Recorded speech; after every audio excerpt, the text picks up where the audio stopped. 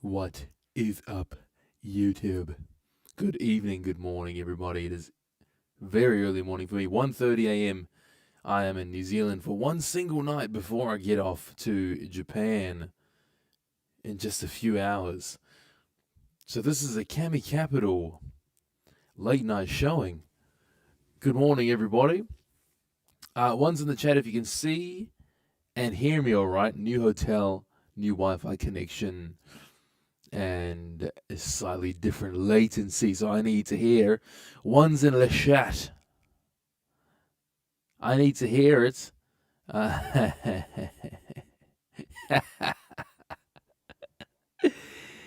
You can still hear me yawn. I swear I've turned that thing on mute, and you can still hear me yawn on the waiting screen. That's hilarious. Well, count yourselves very lucky to be able to have that intimate sneak peek. But yes, I am tired, of course. Of course, it's 1:30 in the morning, and I'm not 21 anymore. But here we are. Where are we now? Yes, Badass Gaming. Good morning, mate. Good morning. I'm still in New Zealand. Japan tomorrow. Leaving for Japan very soon. Very, very soon. You guys warned me about the open mic. Your VP strategy, does it really work on bank holidays? Yes. Yes, yes. It's not really a bank holiday today. The bond markets are closed, but the markets are open a little bit. Cool, you can hear me all right? Mic sounds echo, okay. Okay, all right. Well, if it's bearable, let's work with it. It's going to be the internet at this particular hotel is kind of shit, so we'll have to work with it. Jordan, I loved Adelaide, man. Adelaide was awesome. Very awesome. You might be having me as an Adelaide resident pretty soon. Awesome. Awesome place. Yes, I did not like Melbourne so much, but Adelaide was awesome. Anyway, let's talk some trading. Amrit, of course I remember you, man. How are you?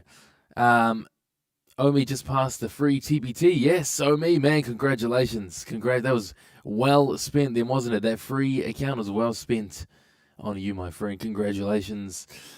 Okay, let's talk some trading right now before we get into the chit chat. Happy Monday. Yes, massive meltdown on Friday. No, I did not trade it. I don't trade Fridays, just a personal choice, not because there's nothing that works on Fridays or whatever. There's no win or lose reason. It's just because, well, why do we start trading? For a little bit of freedom, right? More financial freedom and also freedom of choice and freedom of schedule. No one telling you when to work. So I personally just take Fridays completely off. So I did not look at that. But yeah, man, that Friday meltdown was insane. When looking back in review, it actually melted down off the previous day value high level as well. So that was kind of cool to see. Anyways, hindsight that is. So now we are all the way down here. We opened with a massive gap, obviously, on the S&P back into the previous day's value area. So that's where we are now. We've had a bit of support of this previous day's value area low here. So we had on the open, yes, a bit of noise, but we held up at the value low. And just, what's that, maybe an hour and a bit ago, a little bit of support found there. Buyers holding us within the previous day value level for now. So that's cool. So what we're going to look at again, as always, is the New York Open. Once 9:30 comes around, checking to see where these overnight levels get put in. These are the developing overnight levels. We want to see where those end up and then look for a trade setup around off those overnight levels. So once again, waiting for that 9:30 open to come around. And once that comes around, stalking a setup.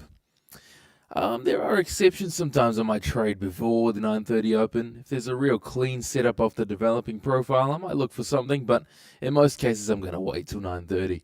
So that's a little loose game plan. In terms of what I'm looking for, well, I would love to see the value area low of the overnight profile hold up and potentially look for a play off a pullback to this point off the open, depending on where that overnight value low ends up. And then, other than that, fade the upper end. So there's just the same play as always, fading the value area high, value area low. Value area low is preferable because we have the previous day value area low there as well. So it's kind of a whole decent discount zone down here if we're going to look for a little support bounce off the open. So that's a favorable one. But of course, fading off the high and that POC, once that gets put in after 9:30, that is, so overnight POC and value high, once it gets put in, that's also a similar type of play there, a couple of confluences, boom. So we'll see how that goes. Of course, give it another 55 minutes to develop and go from there. So yeah, well, what a meltdown again. Trump tariffs causing their meltdown. Just wow. So crypto bros had a rough one last week, and of course people's portfolios. But yeah, the thing is, when it comes to these big type of meltdowns like this, if you're investing long term in the S&P or the index funds, hey man, it's a good time to buy. It's obviously not good if you're looking to retire, like tomorrow, etc. Or if you already put in a massive lump sum at the highs there. But every pullback like this, every big pullback is just another buying opportunity for those of you guys who are investing long term, which is what you should be doing, not just day trading. Investing long term, not financial advice, but those pullbacks are the best times to buy and add to your long term portfolios. So I always get a little bit happy when I see a market meltdown. So we'll see how this goes going into the week. We're below the previous week's value levels altogether, completely below them. And there's a lot of fundamentals at play at the moment as well.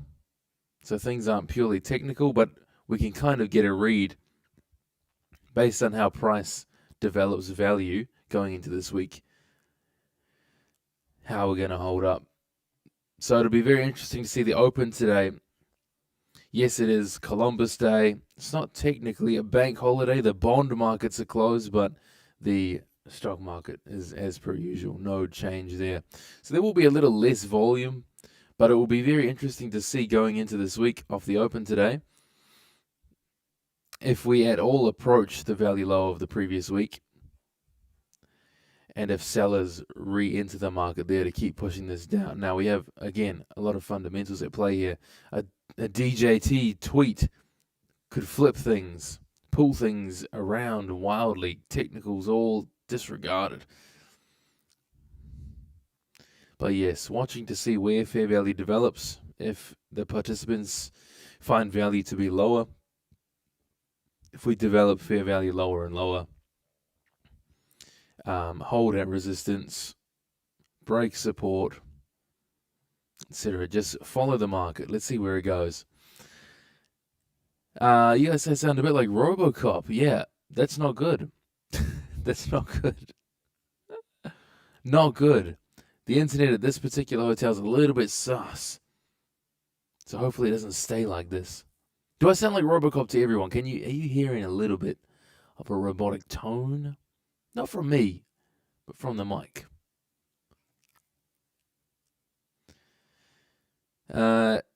Kieran Smith, what's up? How do you normally trade the Monday since we only have data from the weekend, and since there are no sessions, how does that work? Good question. We take the most recent one. So Kieran, so it's Monday, right? So we use, for example, well, we've moved so far away from value now, but basically you're going to use the most recent. So most recent regular trading hours. Okay, I do sound RoboCop-ish. Okay. I'm going to listen to myself for a second and see what it sounds like. I'll get continuing to answer that question in just a second. Give me a second. Let me watch my own live stream and hear this voice. And let's go. What the shit? Here we are. Okay, testing. Oh, it's not too bad. That is not too bad at all. Oh, I think I know what it is, though. Hold on. Let me just fix that.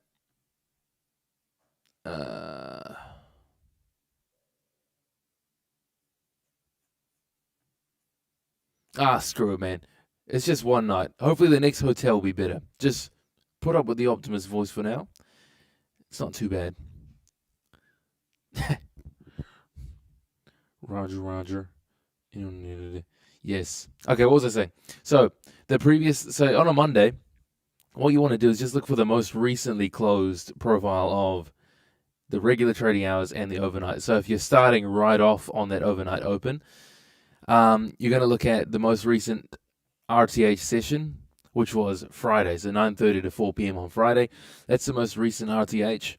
Then the most recent overnight will be your 6 p.m. to 9:30 as well. So it's just whatever the most recent session was. So on a Monday, you're going to take Friday's session and pull those levels forward. So I've done the same here. They're all basically irrelevant, the overnight levels. The previous day levels, lucky we put in a value area low down here, so we do have that. But your overnight levels are all up the top. I've just stacked them up the top because they were irrelevant. So I'm going to pull those down soon when we get closer to 9:30.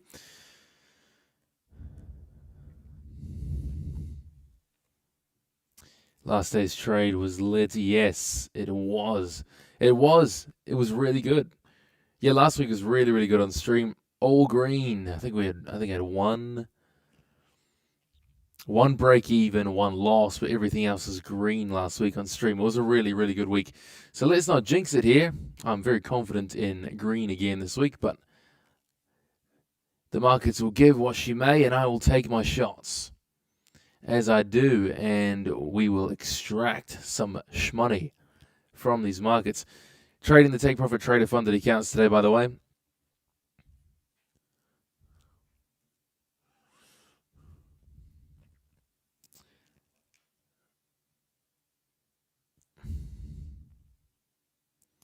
Picked up a Lucid eval to trade with VP. Nice. Bradley, what's up, Bradley? Hey, Brad, as you can see, man, the WhatsApp was not any better. But that reminds me, I must get back to you, Brad. I will remind myself to get back to you. Bandala, yes. Yes, every day. Every day is a trading day for me. But again, just to repeat, today is Columbus Day.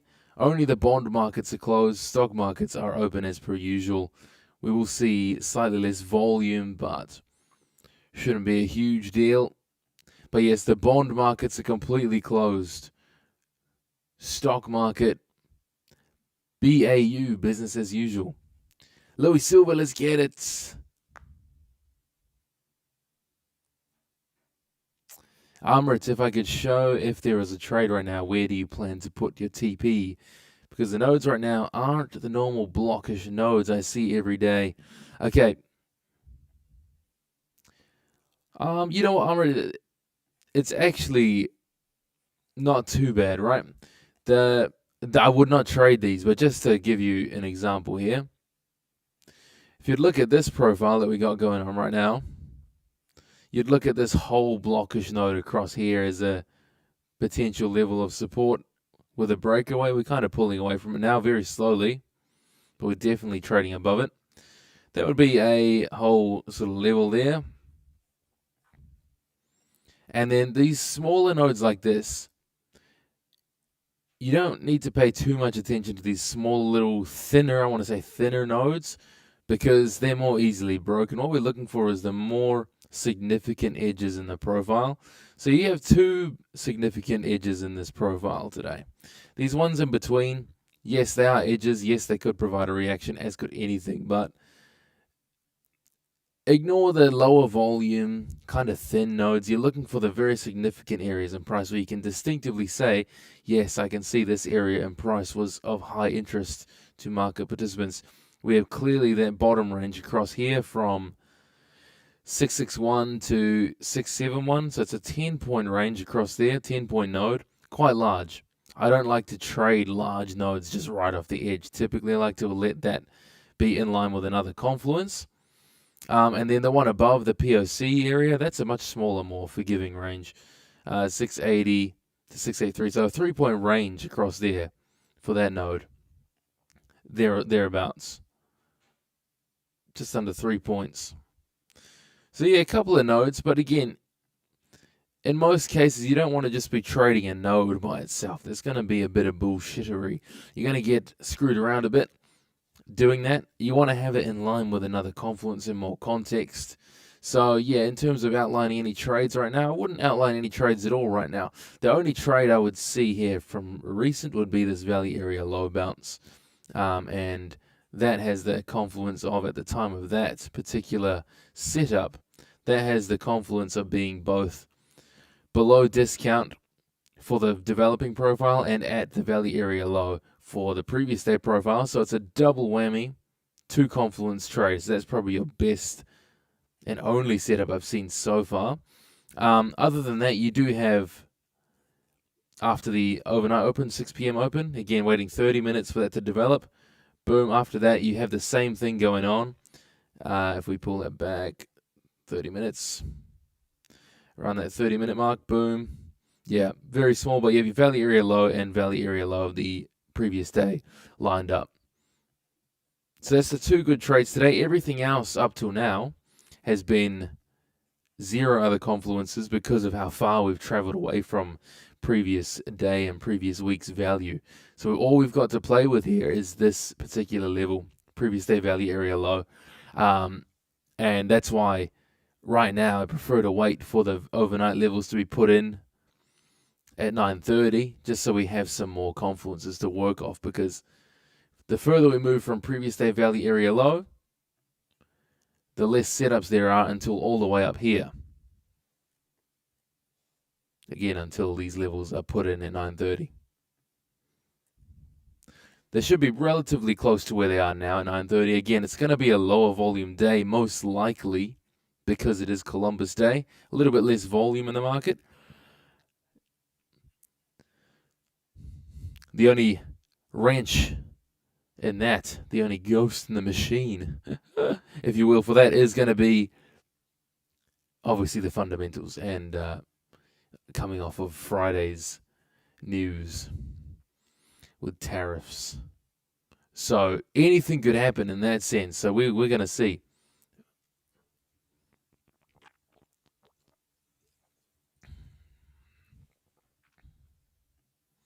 We're going to see.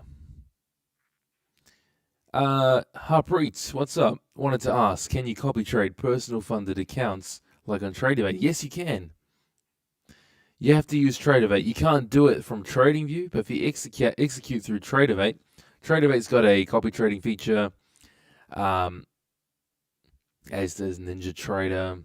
All your major platforms have copy trading except for TradingView. TradingView itself does not. I do all my executions from TradeAway. For the sake of this stream, while I'm traveling, I also am signed into TradingView so you can see my executions on stream. But other than that, everything's executed straight through TradeAway for me.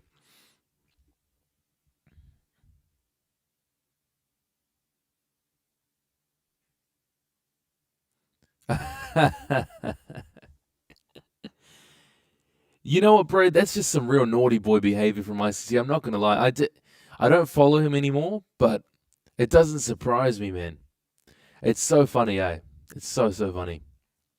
You gotta hand it to him for building the cult that he did, and for still having so many people believe him. But that's very funny. So ICT knew the drop on Friday was coming and caught it because of the algorithm. Trump tweeting was just the excuse. You gotta laugh, eh, Brad? You gotta laugh. Hey, man, it's all part of our trading journey. ICT introduced us to many things, and we just eventually move on. We move on from that, but that's funny. It's good entertainment. That's for sure. Good entertainment. Very good.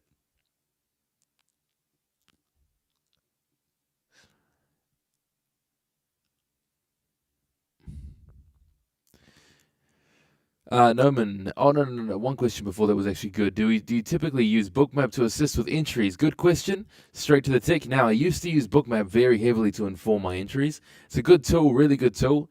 But I've simplified, and those of you guys in the school group and the course know this, I've simplified my approach to just stripping away things which I found were, yes, nice to have, but not ultimately too useful in making trading decisions.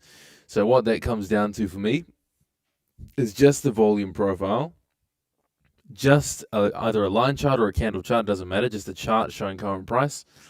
The volume profile. And then I use the DOM, depth of market, to execute my trades. I don't actually use the DOM 99% of the time to make trading decisions, but I do like to see where liquidity sits in the market. Sometimes that gives me a little bit of aid into a trading decision. Bookmap is a fantastic tool to use alongside a strategy like this, but for simplicity's sake, I am the type of person I like to gather a lot of info, gather a lot of tools when I'm learning something new, pull a lot of things together, and then just play a game of stripping things away, minimizing everything down, stripping it down to the basics of what do I really need. And for me, for my brain, that's what works best. Collect everything, find what's helpful, play the game of elimination, remove, bang, bang, bang, bang, bang, all the way down to the bare minimum of what works for me to simplify my decision-making process, because tools like Bookmap are really good, but they can be very good also at causing you to overanalyze and start to see certain things where there maybe isn't, or maybe will cause you to hesitate, more than when you should just get in.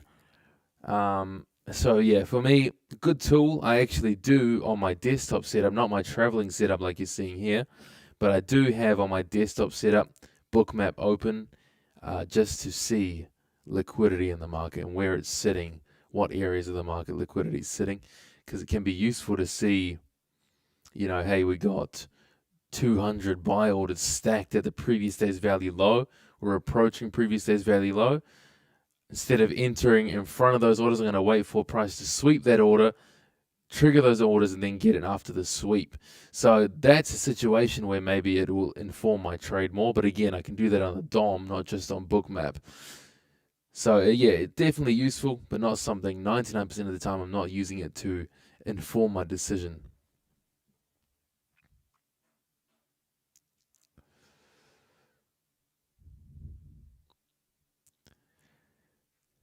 Do you pay for the depth of market subscription for $49 on Tradeovate? Yes, I pay for multiple of them. I can't tell you how much it is. I have no idea. But I do pay for a couple of them. I'm not sure how much they are in total. I guess we're just balling like that, right? Do you use 1 minute time frame for trading gold as well? News or not? Yes.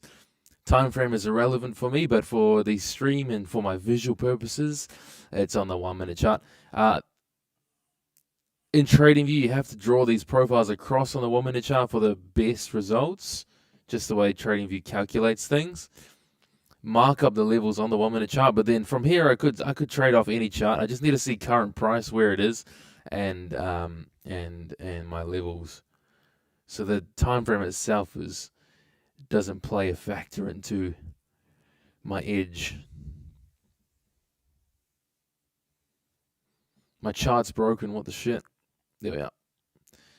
Did I already mark previous day value area low? Yes. How about time and sales? Yes, I have the time and sales as well.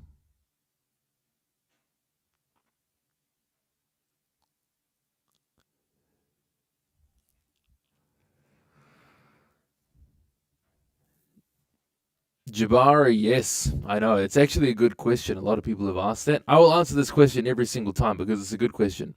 So the question being, why do I trade high volume nodes instead of low volume nodes? Okay, a lot of traders on YouTube, a lot of influencers will highlight low volume nodes as being support and resistance. When I first started learning volume profile, I just took what everyone else said and said, sure, I'll do this, fine. Low volume node, okay. But then I took a professional mentorship from an order flow trader, and I also just learned more about auction market theory and how the volume profile works. Okay, so the reason behind the low volume nodes and high volume nodes being support and resistance, let's talk about why they would be support and resistance. When you think about a support level or a resistance level, ideally you want price to stop at that level, right? So if we're coming, say if we're here and we're coming down and then we hit this level, ideally if you want a support level, you want price to stop there, right? You don't want it to cut through that price point easily because that would then not be a good level of support. You want price to stop, slow down, halt, get a bounce, whatever. That's the best type of support or resistance level, right? It's a level where price stops. In volume profile, an area of low volume, let's draw a hypothetical thing here. An area of low volume in a volume profile is where there's little to no interaction from both sides. It's normally where your imbalances occur and where price has moved quickly through that price point or is not traded. Whereas a high volume node is an area in price where a lot of transactions have occurred and price has slowed down and spent a lot of time in that area. So when you're coming to trade, let's say you have a support level. If your support level is at a low volume area, say price is trading around this point, if your support is at a low volume area, theoretically, and actually not just theoretically, realistically, a low volume area in the profile is an area where price is going to trade quickly through because there's little to no volume. So sellers, if sellers are in control, can easily push through that price point because there's little interaction from buyers in a low volume area and vice versa. So your low volume nodes and your low volume areas in a profile are typically where you can expect breakouts to occur. So automatically that takes it off the table as a support or resistance level for me.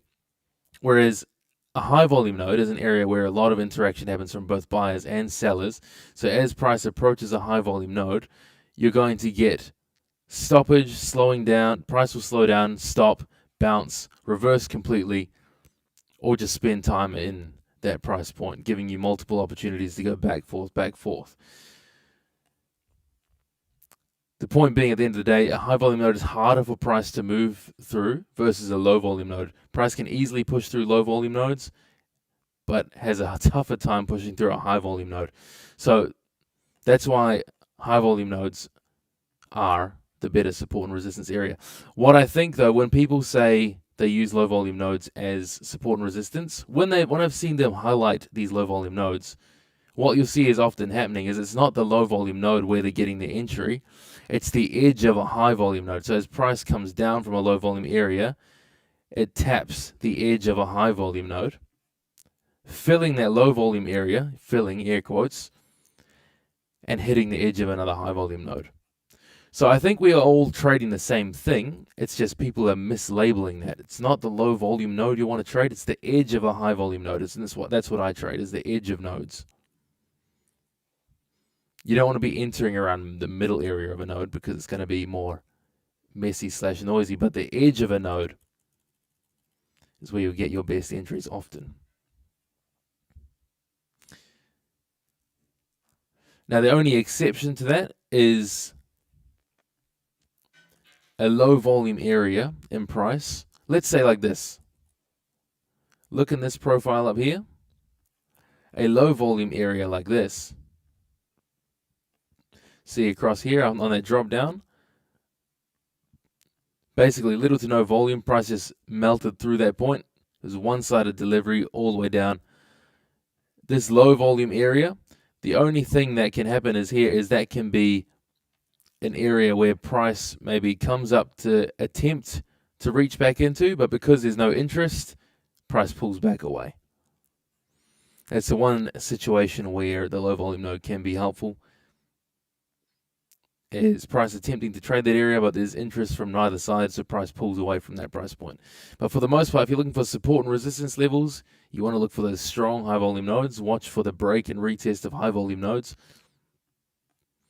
and that'll be your more reliable support and resistance. Again, trading the edges, not the actual meat of the node, but the edge of the node.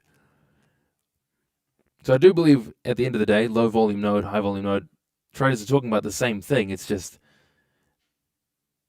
incorrect labeling.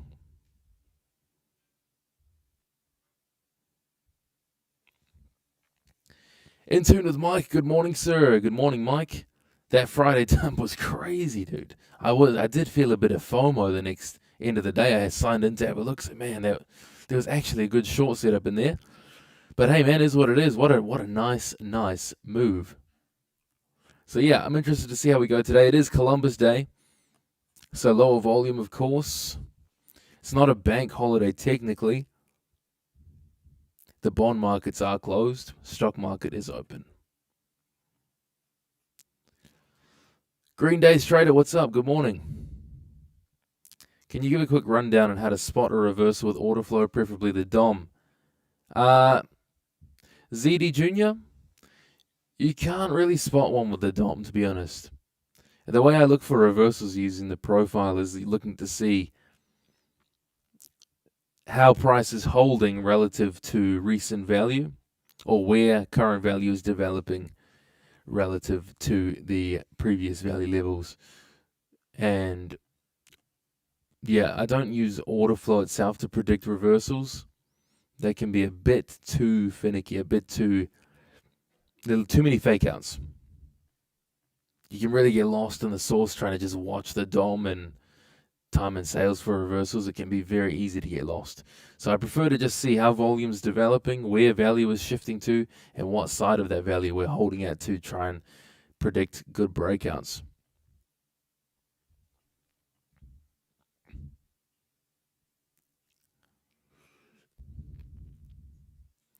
Yeah, why 1970?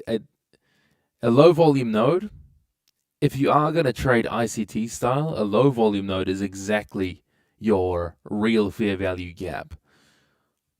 So again, one of the issues with ICT trading is they assume every gap in a candle is a fair value gap.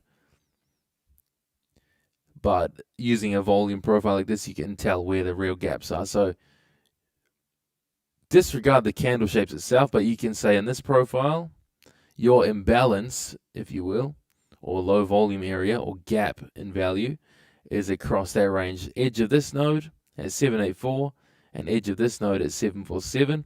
Boom, that gives you your real fair value gap. No subjective candle patterns, but just a real gap in transaction, a real gap in price, a real inefficiency. Actually, that's the wrong term. That's efficient delivery. When price delivers to one side, that's efficient delivery all the way down. So yeah, that's what a fair value gap, a real fair value gap would look like.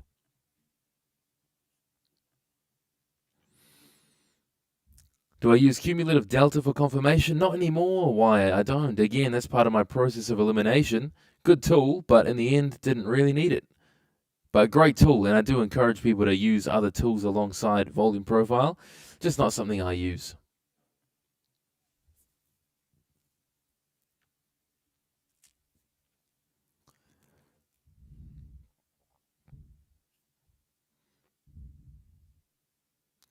Trying to plan the news calendar at the minute is horrid. Everything just being delayed with the US government being non-existent. I know. What's going on? Our American friends, what's going on?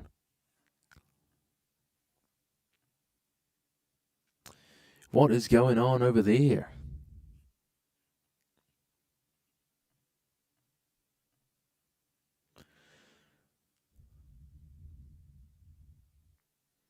Chris Vass, how do I get... Awesome, man. Hope you've enjoyed the course. How do you get the text from the raise to stick all the way to the right?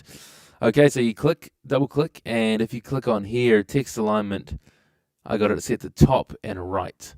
That should sort it for you, mate. Give that a go.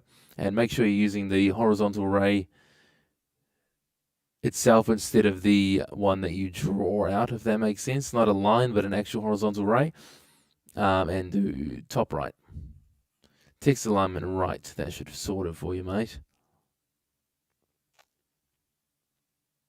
Dan, fantastic. Since I started trading with volume profile, I've not had a single loss.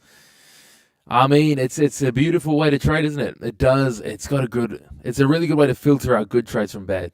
Really, really good.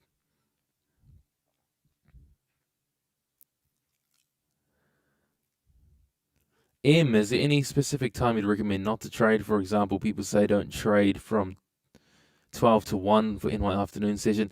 Yeah, M, that's an ICT thing. It's, again, something... I'll tell you this. I trade any time of any day. There's no problem with that. Any time, any day. There are times that are a little bit better to trade. Like a higher volume session is normally going to be a bit better to trade than a lower volume session. Like a 6 p.m. open, for example, is not going to be as good as a 9:30 a.m. open in terms of volume and opportunity. In terms of that lunch hour thing, that's one thing, man. Even when I traded ICT, that didn't make any sense to me. You're telling me, so you believe in a master algorithm running price, but you also believe that don't trade between 12 and 1 o'clock because the floor goes to lunch? Is the algo going to lunch? Algo having a beef pastrami sandwich? That 12 to 1 o'clock thing is just some nonsense, man. So no, I don't believe there's any time you shouldn't trade, but you should figure out what time frames, what sessions work best for you, for your time zone, for your style of trading. When I'm not traveling, my primary session is the Asian session, and that's because it's nice and slow. I can go in with high leverage and capture small moves and still make good money. And if those small moves end up being bigger moves, sometimes in Asia you have the beginning of a nice trend, then I can make a lot of money. And I prefer the slower sessions normally because I like a bit more of a chilled out session. So that's my preference personally. But after giving these New York Open sessions a go as well, I do enjoy the faster pace, but I don't think I'd make this my main session because I still prefer personally the slower pace. So it's all about what you prefer personally, but I wouldn't rule out any times for trading.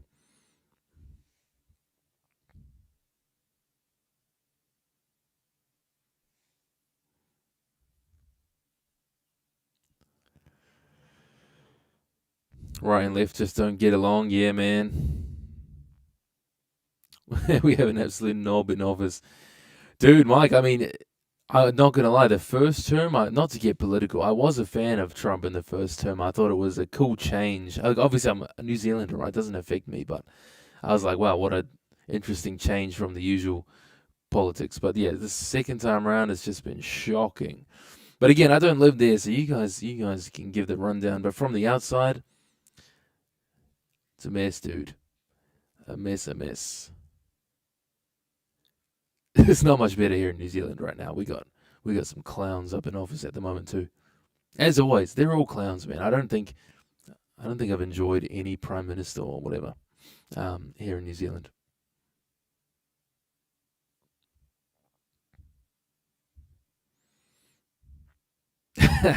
AI needs a turkey sandwich every now and then, right?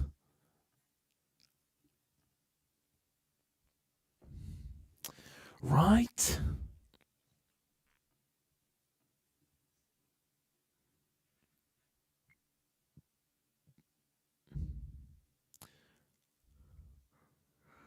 Che Hughes, good morning, sir. Just done the course, love the content, can't wait to get the stuff fluently. Nice. Was using market profile before, but volume profile suits my trading and personality more. Cool, man. Glad to hear. Market profile is a great tool. For me, the reason I chose volume profile over market profile was because market profile was still based on time at price rather than volume at price. So I personally, I think it might have just been a bad taste left over from ICT where it's always about time is everything. So I ended up leaning more towards the volume at price instead of time at price. So yeah, man, I'm glad you're having a good time with it. Both great tools. Thursday's going to be crazy. There's lots of news, PPI, etc., but all tentative. No time mentioned how to navigate around it. No, I mean, the general idea with news, I personally trade PPI. I like PPI. I like to get those massive moves. I normally get a limit order on either side of the market, also within the framework of my volume profile strategy. So I do trade PPI, but the general idea with major high impact news events is if you're inexperienced or unwilling to lose a decent amount, so I only trade PPI on funded accounts, not personal accounts, then the best idea is just to sit out. Sit out for that news release, jump back in, I don't know, half an hour till after the news is finished. Let the dust settle a bit.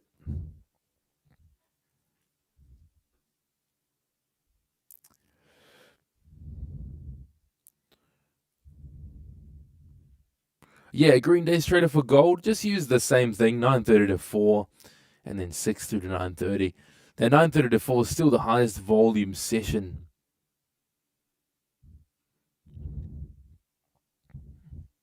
Snake on the beach, that's a bit of a throwback, Valentino, you naughty, naughty boy.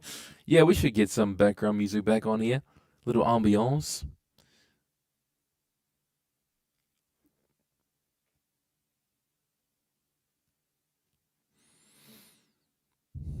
The rally FVG concept was interesting. Yes. Yes. On the current VPM, there's no examples of that here. I mean, you would just be looking at, you can slightly see it, but on the open there, 6 p.m. open, obviously there's no volume from down here all the way up. So this whole gap up to right here where the volume begins again, that's a massive, if you want to call, real fair value gap across this whole range here.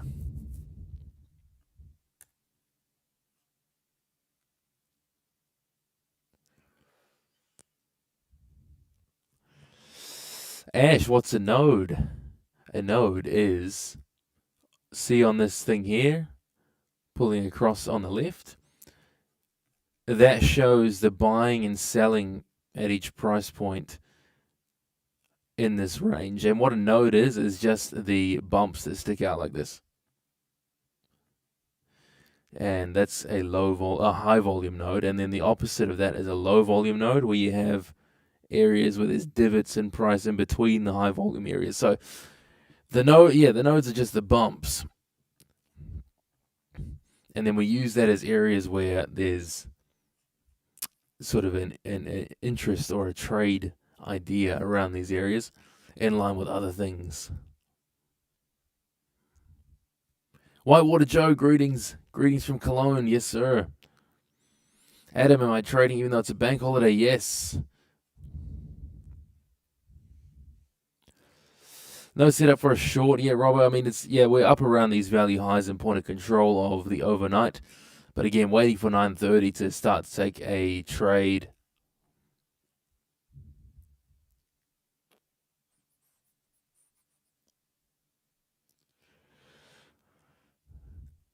M&A Ben, greetings from France. Bonjour. No, just passed the TPT account. Congratulations, man. Congratulations. Awesome.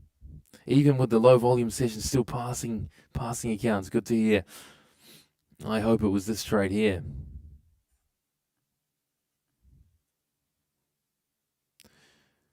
Morning through, Chaser. Good morning. M&A Ben, how you can learn my strategy. You can watch the streams for free, get an idea. I also have a structured course in the description, camicapital.com. It's low in price, but not low in value. One-time fee. That will be changing shortly. In approximately 1 week, I'll be shifting that from a one-time price to rolling it together with the community, which is an optional add-on afterwards, and that price will be increasing for new members, not for existing members. So there's that. I also got a bunch of videos on my channel. Look at the volume profile playlist if you want to get a feel for it. I do put a lot of that as well into that playlist. The structured step-by-step is all in the course, but I put it all over my channel as well.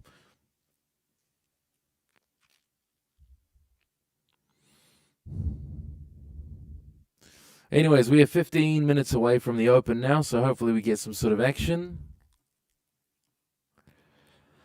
Again, waiting to see these overnight levels get put in, and then we'll start to look for something. So, highlighting the trade ideas again. If we can pull back towards previous day's value area low, and if this value low of the developing profile stays around there, then I'll be looking in that sort of zone for a potential play, depending on the momentum of the open.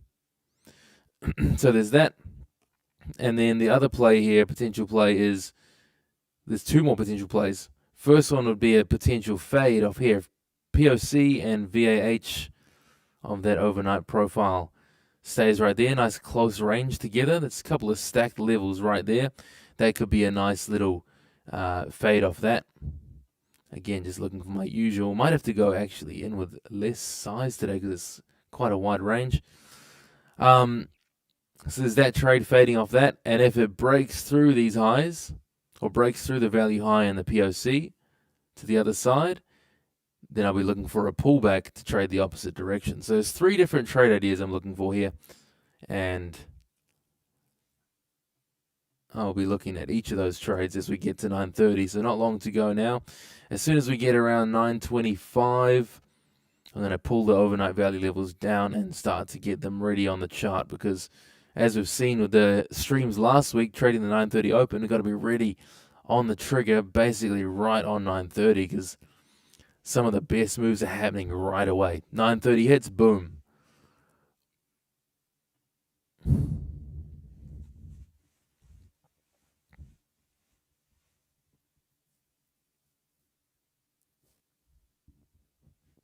FX Entropy, good morning, man. Nice to see you.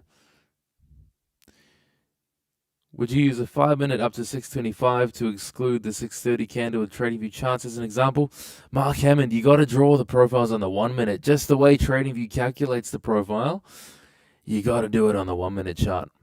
Once you've marked up the levels, then you can switch to your 5 minutes and look at the different time frames depending on what your eyes like to watch. But in terms of getting the value levels, you need to mark it on the lower time frame just so it calculates it more accurately. Oh, Evan, thanks for the reminder, man. Yes, there's a few of you in my Instagram DMs that are winners from last Thursday, sorry. Let me just put that on my list to do. Unfortunately, Cami Capital has become a little bit micro-famous. So the Instagram DMs are a bit tough to manage, but let me just list that down. Giveaway winners.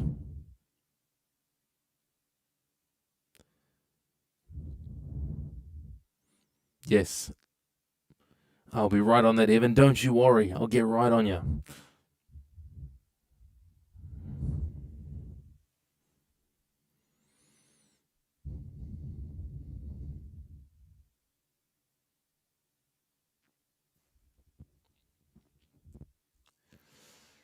Oh, yes, Louis. Yes, you as well. You as well.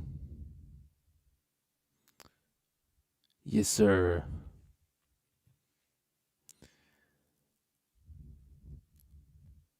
Armored, can I get good liquidity in trading 27 contracts? Yeah, man, they should have no issues.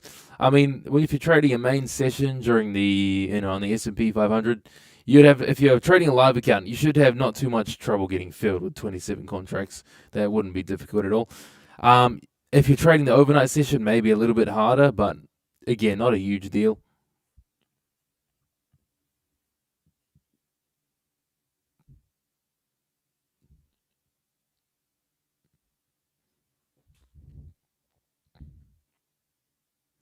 No, man, love New Zealand. Been there twice. I wanted to settle down there, but just couldn't see myself affording the living here. Fair enough. It's very expensive.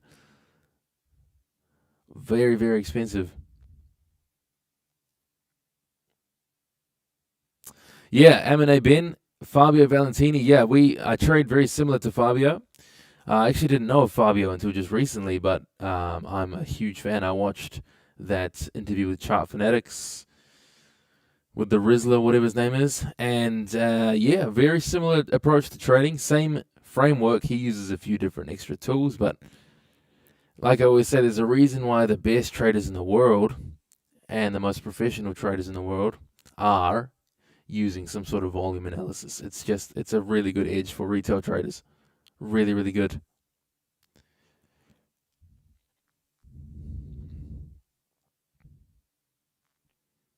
Oh yeah. Chauncey, I know, that's what I was saying earlier.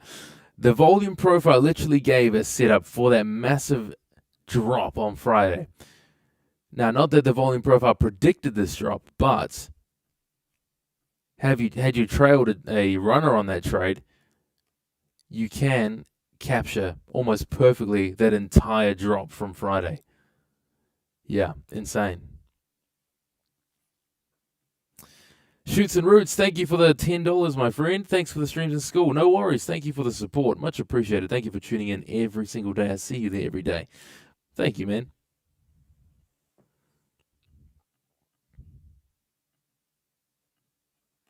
Thank you, thank you. All right, 10 minutes to go to the open.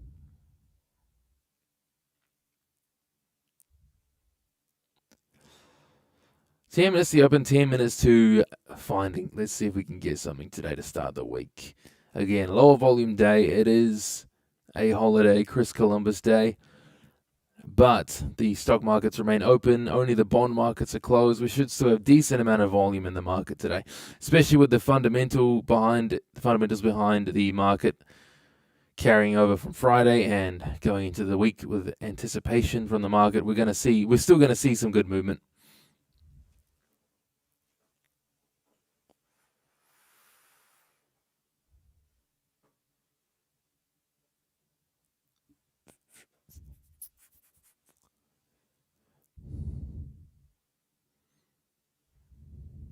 Yes, no, I saw. It was a perfect short setup on Friday using volume profile to catch literally catch the top of that drop. Really, really nice. That's what I mean. I'm annoyed I missed it because that would have been huge on the funded accounts. Huge. After going live on Take Profit Trading, do they let you have more accounts? Yes. DK England, good morning.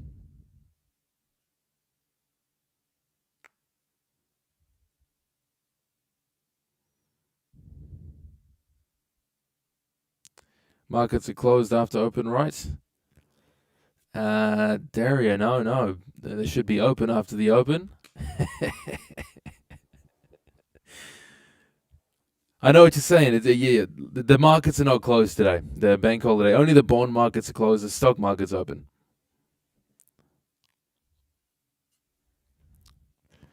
Stock market is open and we're in here. Yes, Amrit, I also do swing trading occasionally, yes.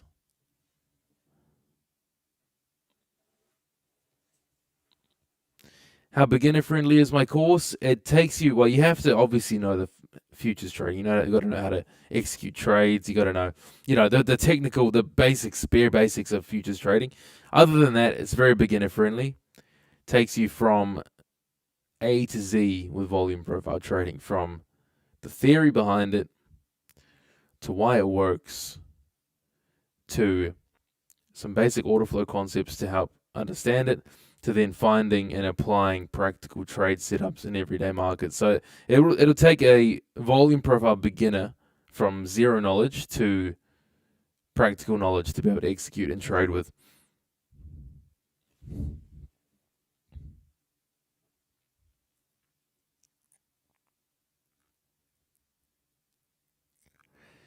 Marco de Souza, hello sir. Any recommended stop loss for distance for NQ? Yeah, Marco. I mean, I don't. There's no golden rule for it, right? But when I was trading the NQ, I was using 12 points, take profit and stop loss at the time. I remember widening that to 15 points closer to when I ended trading NQ and switched to the ES. So 12 to 15 points is what I was using. But get a feel for it. You got to look at the volatility on any given day. So like today, for example, I'm going to have to decide here shortly. Let's have a look. Yeah, like for me today, I may even go in with smaller size and take maybe an 8-point stop loss and take profit, just because the ranges being put in today are larger than usual. So you got to adapt these things. I never think it's a good idea to have a solid fixed take profit and stop loss that never changes. Just adapt it to the volatility of the day. So today I've just been looking at this before starting the stream, that I will need to adjust my risk today as well.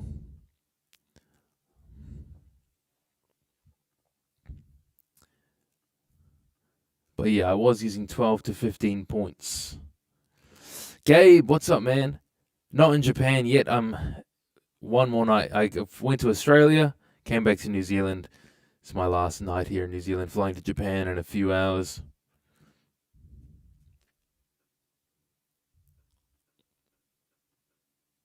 All right. I'm going to pull down the overnight value levels now.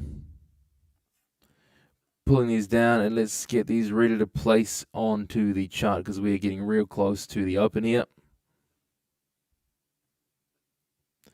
So they should be roughly about where they are now, unless we get some crazy volume right before the open, but we're looking like this.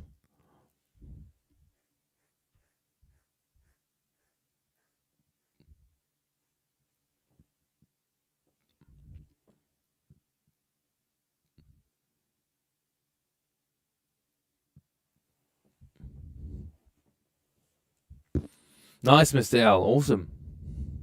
Awesome. Glad to hear. Interested to see how that goes.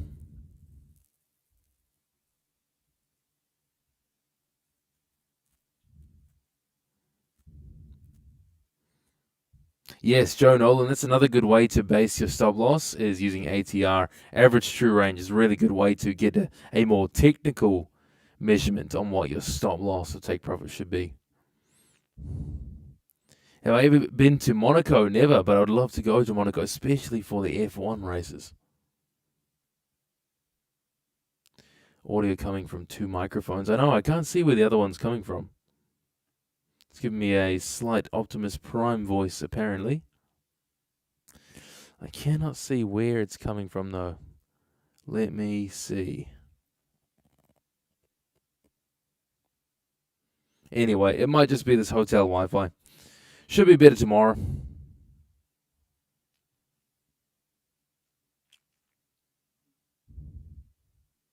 Actually, what if I try this?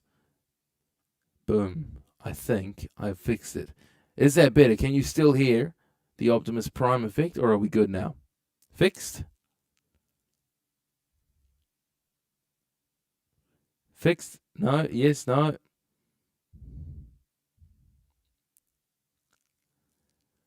Anyway. Cool, 3 minutes to go. So yeah, today I'm actually going to increase my stop loss and take profit.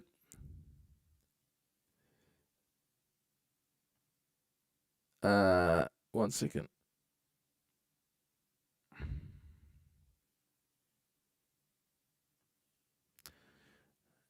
I am going to change my stop loss and take profit to be 8 points. Just because we got a slightly bigger range of movement today, and I'm expecting, even though today being Chris Columbus Day, I'm still expecting there to be quite a bit of interest in the market. So I'm going to increase my parameters a bit just for today, reduce my size, increase the stop loss and take profit. 8 points and 3 contracts instead of 3 points and 6 contracts.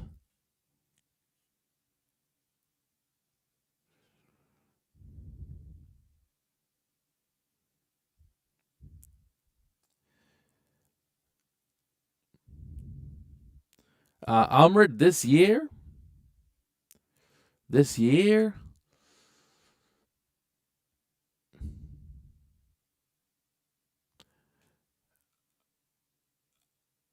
160.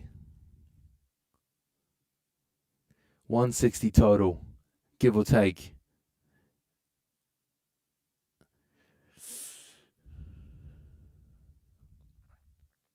Maybe it's the laptop mic as. Yeah, it's all muted. I don't know what it is. I think it's the hotel Wi-Fi. Doing something to the bitrate, audio bitrate. All right. Open's coming up. Getting ready to stop this profile. Going to unclick the extend right. Pull that right to the edge.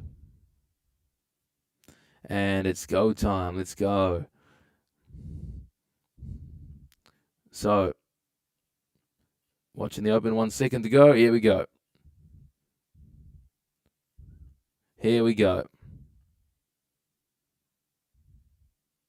All right, volume is coming in. Let's go. And starting a new profile from 9:30. And we'll use this to develop.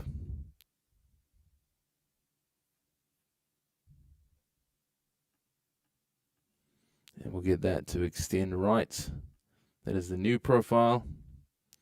And watching to see where we go from here. So, potential traded here is fading off the OVAH and OPOC.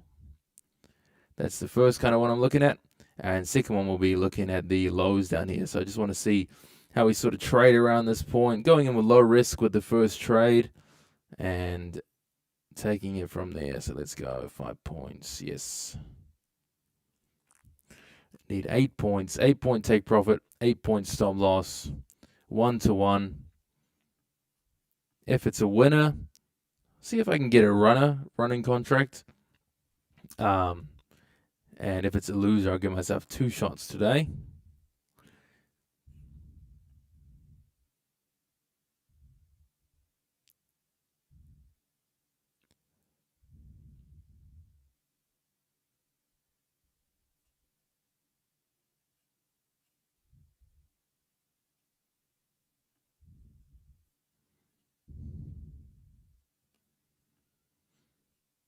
See where this gravitates towards. Want to get out of this little mid-range here and get towards one of these overnight extremes, the high or low.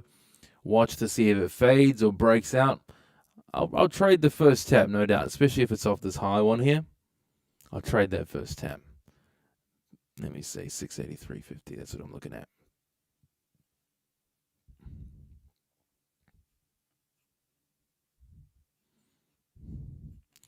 See where you guys. Plenty of volume coming in despite Christopher Columbus Day.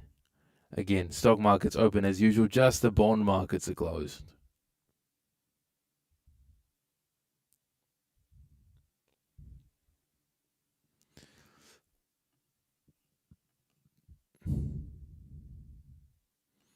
Yes, not all public holidays are equal when it comes to trading. Chris Columbus Day is one of the days where the markets are as usual, unless you're a bond trader. Bond traders are having a nice holiday today.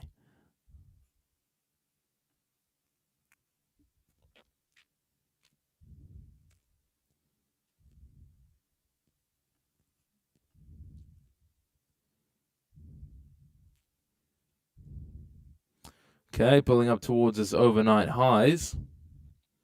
Overnight value high, overnight point of control.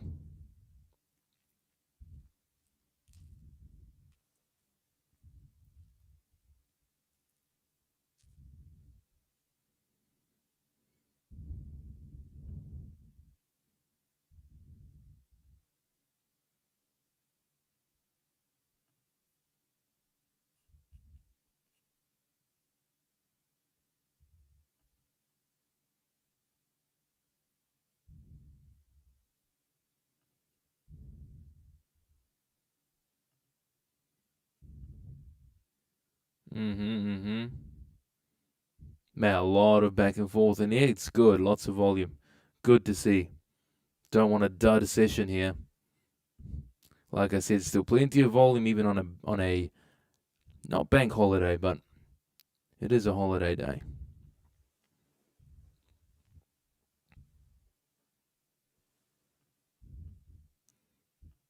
But plenty of volume means plenty of opportunity. And it's going to be a hot week this week for sure. For sure, especially if this tariff thing continues.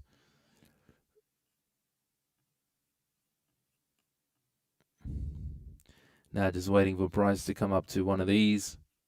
Again, so looking up here. Zone 1. Zone 2. Opportunities on either side here tonight. So I'm going to trade the first tap of either side. If it loses and we get a breakout, I'll trade the continuation. Let's see if it can decisively get to one of these points first. It almost got up to the overnight value highs in point of control.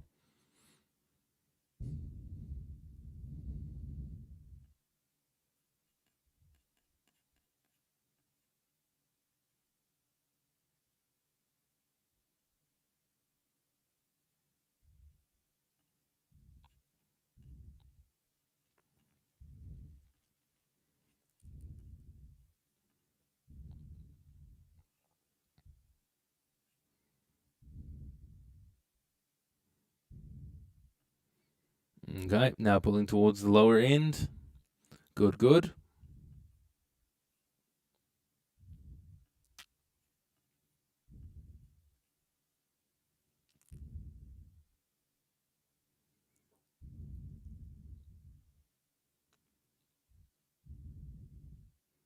Here we are, overnight value lowers here.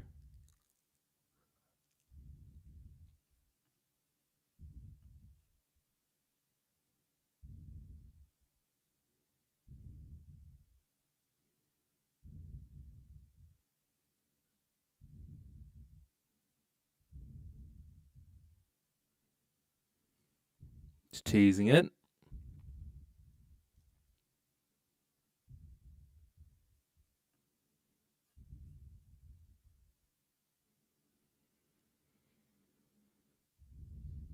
Man, a lot of volume, lot of volume.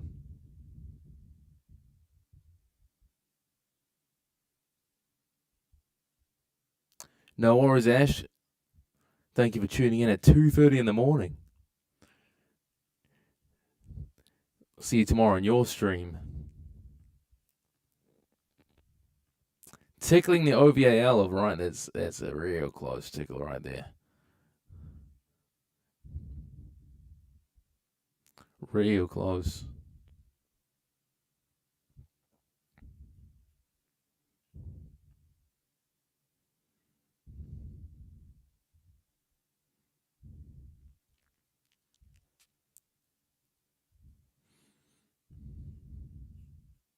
Yep, a little one tick tickle on that overnight value low. Let's see where this goes. Still within overnight value.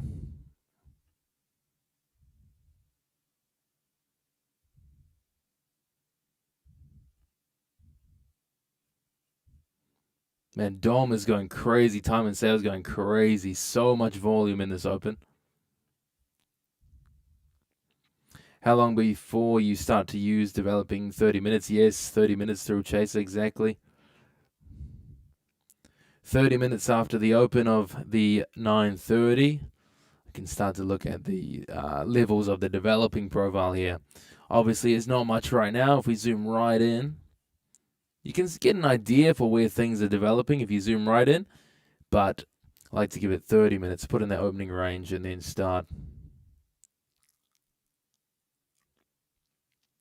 Yeah, Marco, that's the golden question, mate. So I'm looking for, as we came down to this point, I was looking to get around 657 in between those two levels because they're quite close together, both good discount levels. So I was willing to risk potentially missing an entry if it didn't go deeper than 661. But yeah, because there's two stacked levels right there, I'd be looking right across that kind of zone to find an entry.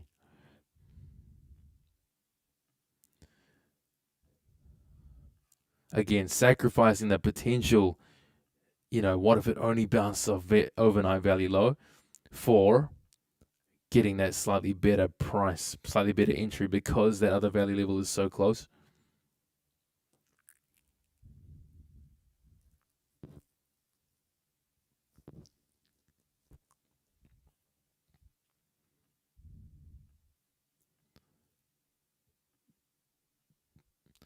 Let's zoom in a bit here as well. Zoom in so we can see the developing profile. Yes, please.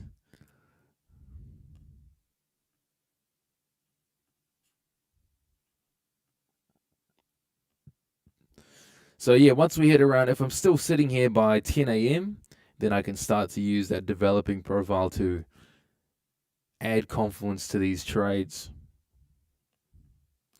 But watching to see how that volume is developing right now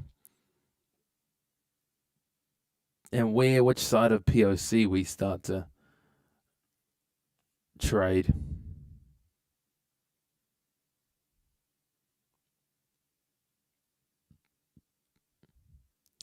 Yes, Chris, we've got some sort of issue with the audio today. It's not too bad, but I think it's the hotel Wi-Fi. Something to do with the audio bitrate, I think. I can't find another audio input source. So let's try it again tomorrow.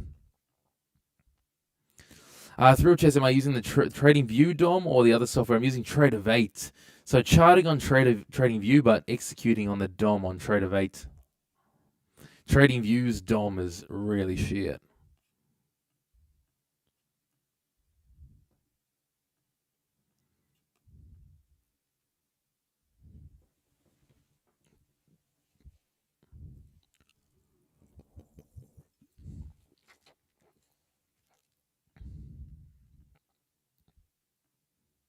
Tolerable audio, yes. Thank you, James. Yeah, if it still sounds funny tomorrow, I'll employ ChatGPT's expert help.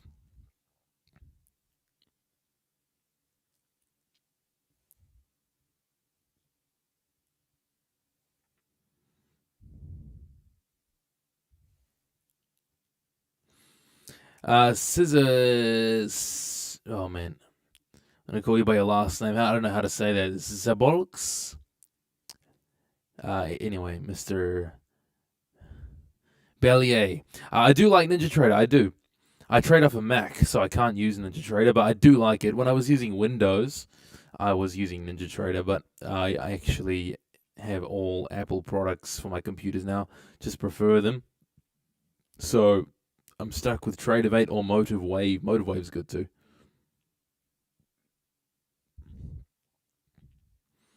All right. Come on, let's get some movement here. Let's move away from the value and go to an extreme. Let's go.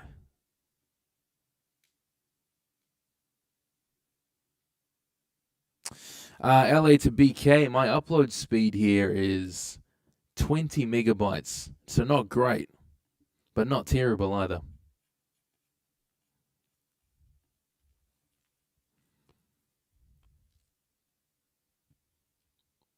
Yes, no, same time tomorrow. Yep, all week this week we'll be trading the New York Open. 8:30 a.m. the stream starts, but trading through to the Open. Ideally, trying to get the trade out the way by 10 a.m. So I'll be sitting here until that happens.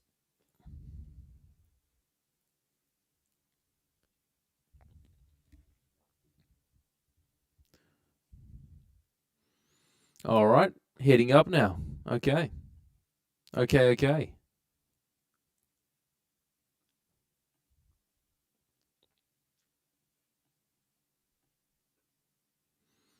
Hey, Brad, just because you said Tanya Trades does that, now I don't want to do that. Okay, coming up to the overnight value highs now. 6682, 6684. Let's see. No trades yet, Stallman trades, just waiting patiently. Peter, yeah. It's looking like it might be just starting a range across here. Let's see, which will be good if so. I do like a good range.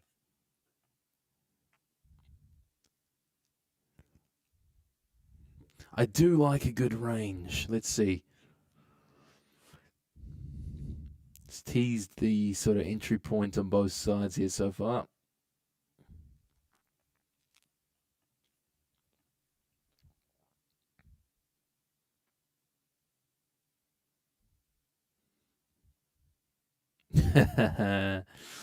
Naughty, Brad.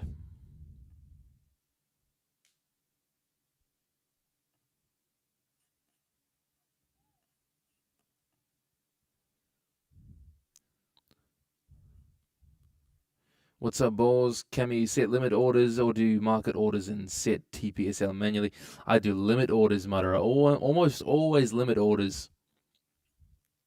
Even if I want to join price at the level it's currently at, I click join bid or join ask instead of buy market or sell market. Just a good habit from one of my mentors. Just a slight bit of edge. Oh, Neo Trades got in at the bottom. Nice. There was a tease down there. Real good tease. Real close.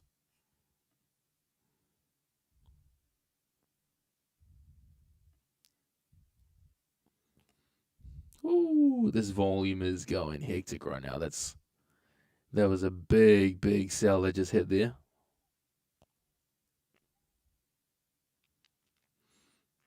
What are we? 15 more minutes until this 30-minute profile is put in.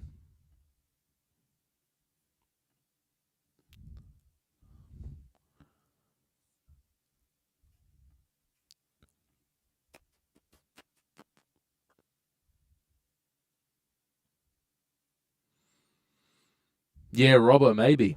We can't. It's very hard to tell right now. It's not yet a D-shaped profile. Not yet. Got to give it 30 minutes. It's looking very rangy at the moment so far, which is good. So yeah, if it's a D-shaped profile, then perfect. I actually love D-shaped profiles. Really nice to trade. But yes, there'll be C trades unless you get price pull into the value low and value high on either side here. Then you can get your better confluences here.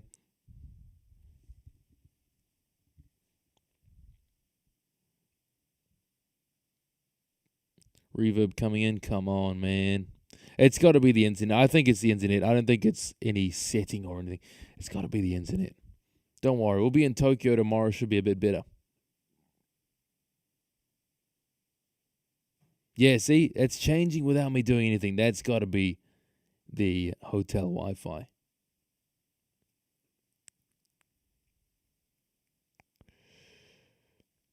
Am I scaling down? Yes, Pi, good question. I am, absolutely. So I've gone down to 3 contracts and 8-point stop loss and take profit instead of my usual 3 to 5. So I'll go probably 8 to 10 points. I've got to see how it goes. I'll begin the week with 8 points, 3 contracts.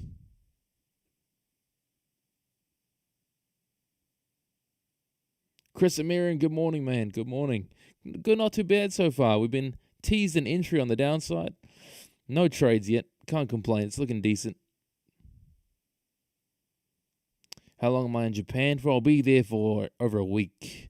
But I'll be back to New Zealand, back to the usual programming next week.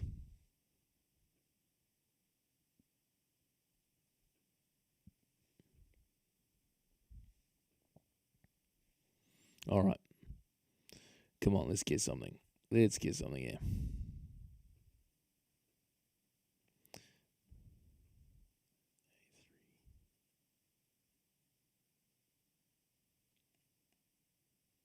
I do really love a range. A lot of traders hate trading ranges and consolidations and whatnot, or as a volume profile trader, you call it a D-shaped profile.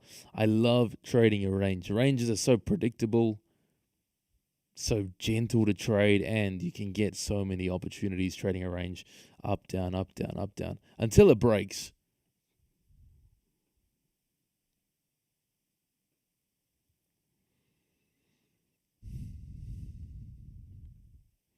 Anyways, we are getting close to having that first 30 minutes put in. If we can get 30 minutes put in, I'll start to use this developing profile as a extra confluence.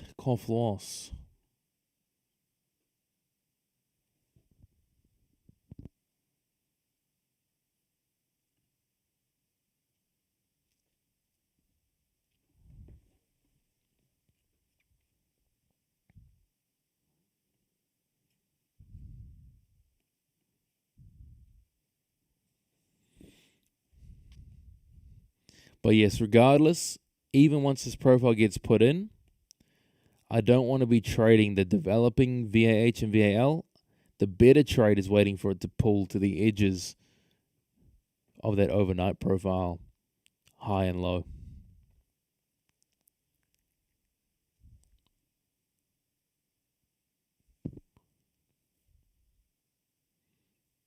Yes, Brad, I've been hearing a lot of those AI songs recently. I heard, what did I hear yesterday? Roddy Ricch, The Box, in 1970s R&B.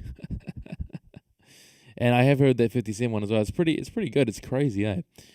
I mean, AI music didn't sound good to me. Like, it sounds like a soulless endeavor. But you hear these songs reimagined by AI in different genres. It's crazy good. Decent songs. Agreed, AB. Yes. Size down, bigger point range. Size down, smaller size, larger stops. Correct.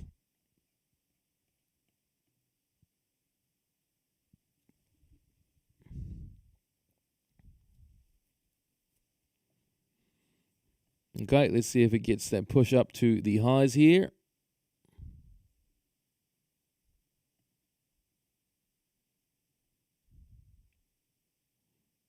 Coming up to that overnight POC and value high. I'm in order filled. Stop loss needs to be at 8 points. 1 second.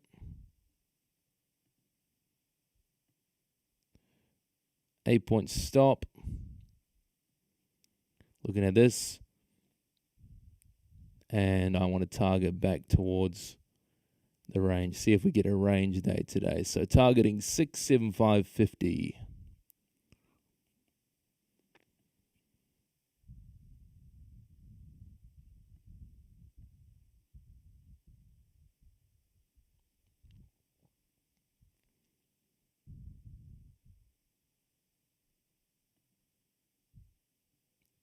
Oops, wrong one.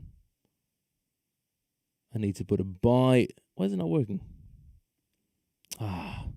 Okay. Well, my take profit's down at 675.50. TradeAwait's bugging out, not letting me place my take profit, but that's where I'm looking to jump out. 675.50. So I shall place my buy limit 675.50. There we go. There we are. Cool. Positions in. I'm fading off the highs here, trying to play a range play. So if we can get a range and pull back down towards value, I'll be out before POC of the current session, which is where I'd want to be out. If we push out and break my stop, then I'd expect we're looking at some sort of breakaway, in which I'll take a retest on the other side. So a couple of ideas here for this trade. If we're in a range right now, this is a good area to look for that fade back to value. It's value high, premium of the overnight, and also stacked with the POC of the overnight. So it's kind of a stacked level right here. When you're trading a range, you want to be out of the trade before point of control, before the midpoint of the range. So my take profit's set at 8 points For the moment, that's an arbitrary 1-to-1. If we see some sort of momentum to the downside, I may push that down closer towards point of control and try and trail that on the way down. But if it just slowly sort of trickles down, I'll leave it where it is. Stop loss goes to break even at 75% to the target. It's just my personal rule. And then, of course, if this trade is a loss, a stop out, I'll be looking for the reverse of this play to happen. Looking for a breakaway from overnight highs, back down to find support here, retest, and break away. So let's see what we get here.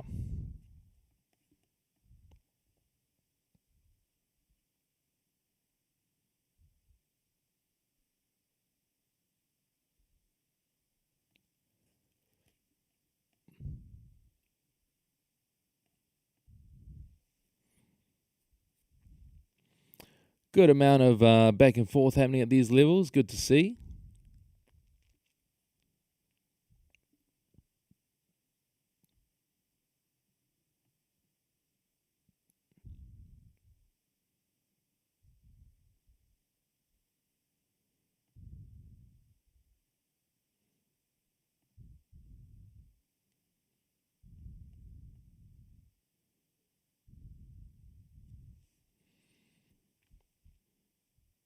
And again, I want to see some sort of momentum. If we can get a momentous push down, I'll pull this take profit down closer towards POC and just trail that stop.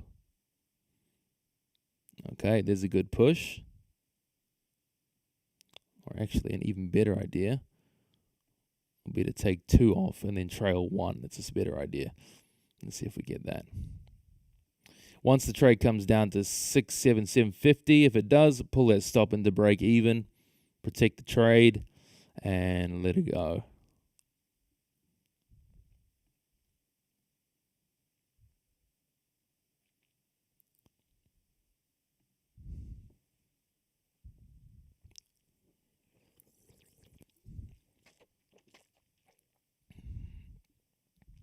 Getting close to 10 a.m. now, which is where we start to use that developing profile as confluence. Oh, big bit of volume coming in. Let's go.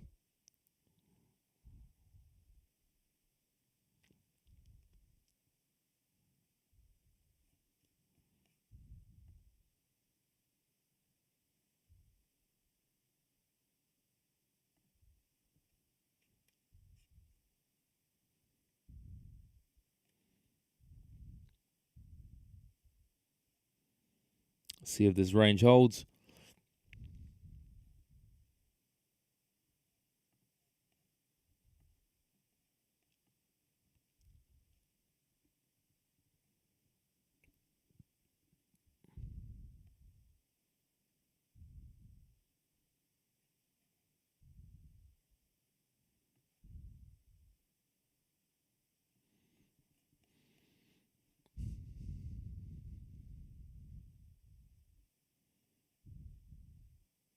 Man, at least there's a lot of volume, eh?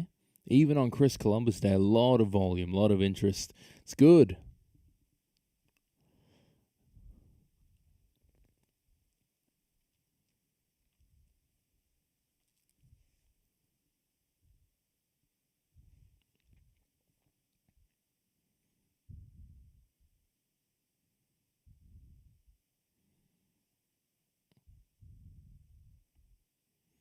Want to see these sellers actually be able to follow through around here. Pushing out these value highs a little bit right now. Not too bad. But if we come out to my stop here, then it'll be more looking like a breakout play next. So I will take that trade. I give myself 2 trades in a given day. So if this breaks out my stop, I would consider that pretty decent, a decent push away from value. Then look for that pullback to be the retest for a move to the upside. Let's see.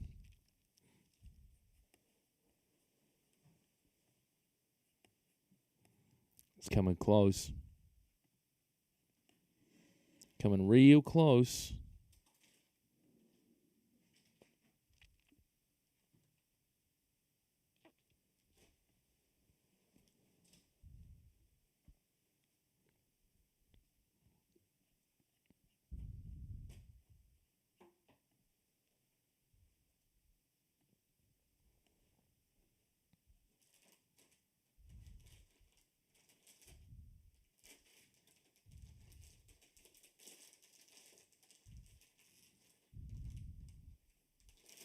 Real close here.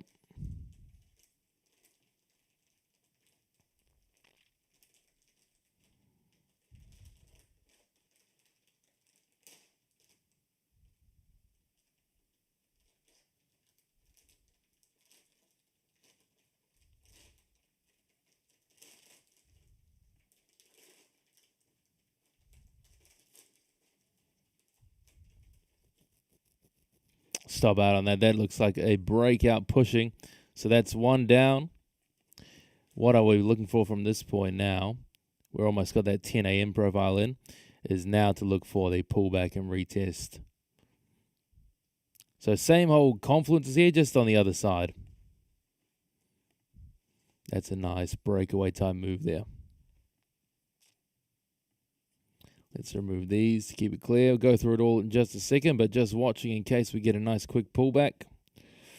But this is really pulling away. Really pulling away.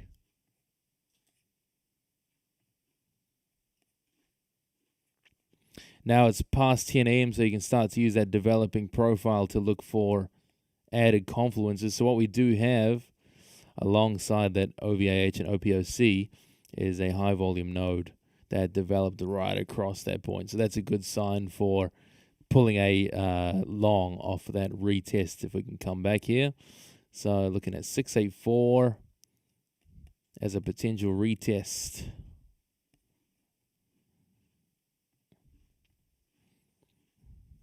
Leave the other one on the chart so you can see for argument's sake. That was a 8-point stop, 8-point take profit.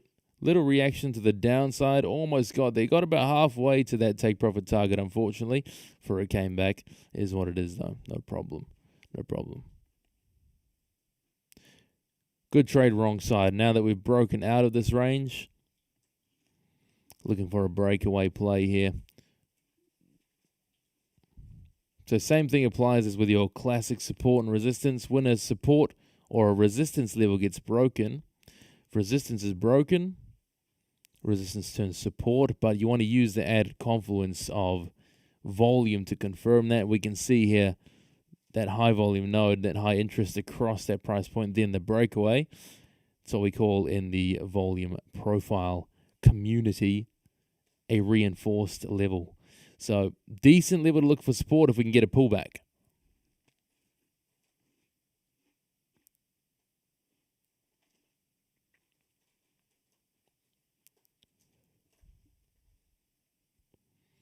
How many multiples of ATR do you think is a good stop?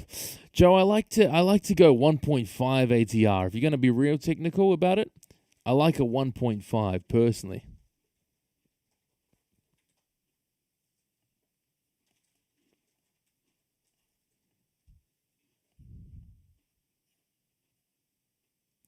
Yes, through chess. It was decent level, real decent level.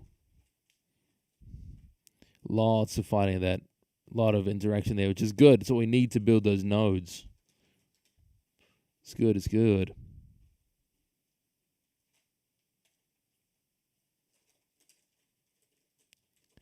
Okay, here we go. Pulling back a bit.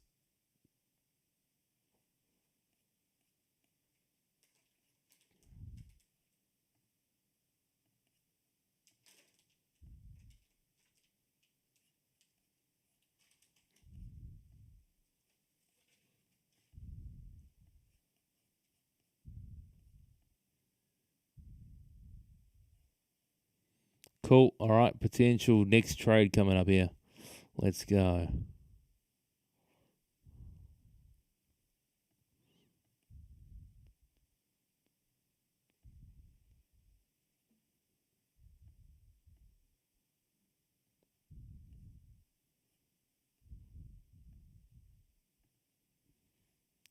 Same thing, 8 points up. I like the 8 points for the volatility today. It's not too bad.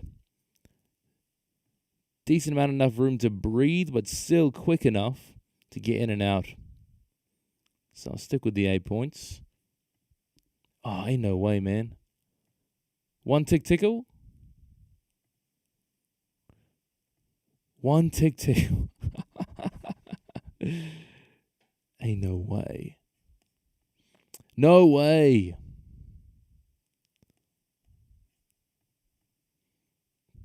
That is my curse, the Cami Capital curse. One tickle.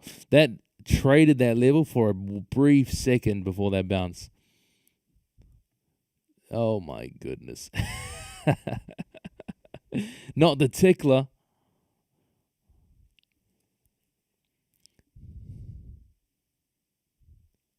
No way. Damn. Real good. Okay, you know what? That's worth a little trade recap because that may as well have been filled. May as well have been filled. But yes, what that is a textbook break and retest of a high volume node and value level. So we got overnight point of control, overnight value area high, and then a current session high volume node. So that's a reinforced level plus 2 value levels stacked for a perfect setup. That is an A plus setup, an A rank setup, because you have 3 confluences. And I got my order in there. It traded my price and took off. Didn't fill my order. So, hey man, it is what it is. Great trade setup. At least the whole thing is, check the box on great trade selection. Just sometimes you don't get filled.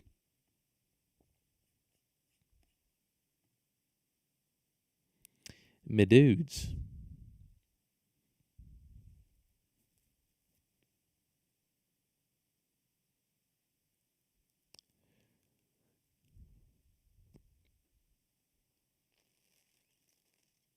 Do you count break even as one of your 2 trades?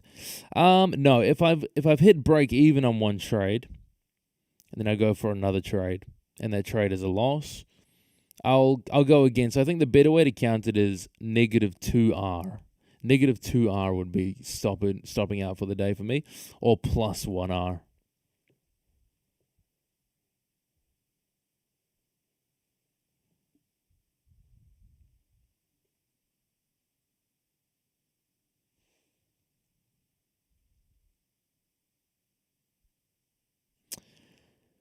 Man, that was so close, boys and girls. So close. Why limit order instead of market order? You want to make a habit of using limit orders more often than market orders. Market orders are automatically going to give you a less than favorable fill. When you're a scalper like I am, normally going for just a few points, it makes a big difference, especially when trading a larger amount of contracts. I trade a large amount of contracts, typically in my personal account and also on my live funded account. So every tick makes a difference. So I'm always using limit orders. It's rare that I use a market order. Unless I'm really trying to chase a move, I'll use a market order, but 9.9 times out of 10, I'm going to use limit orders only.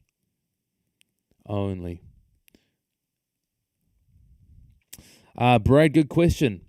It's still a decent area for a pullback and trade setup again. So I'm going to give it a few more minutes here to try and see if we get another pullback. We now have the value area high of the developing profile coming across here, which is now another added confluence. So getting that order in closer to that is my next potential play here. So looking at that. Why is it frozen now? Why are we frozen, boys and girls? Come on. Let me change it here. Cool. There we are.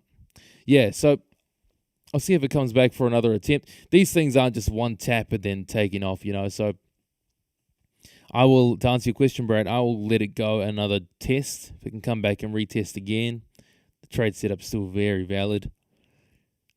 Stacked levels, high volume node, and now also developing value high. So you got more than 3 confluences on this next point if it pulls back.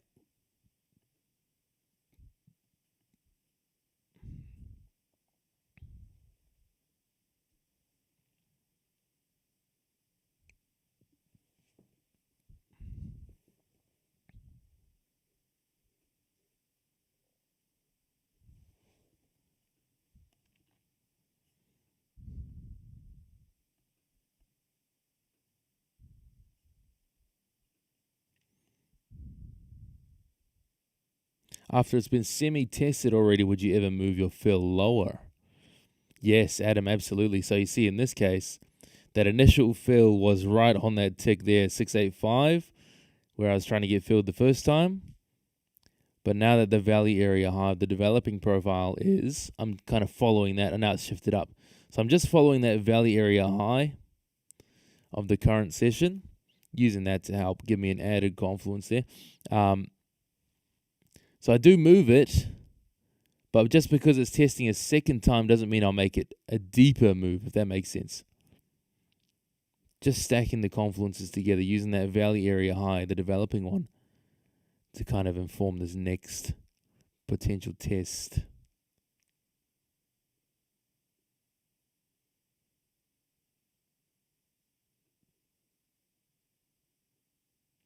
Exactly, Chris. Very accurate levels, very, very good. Obviously, they're not always right, as you see with that first trade. Good logical level to fade, but sometimes we're just wrong, you know what I mean? But yes, when you're on side, perfect. Very, very perfect.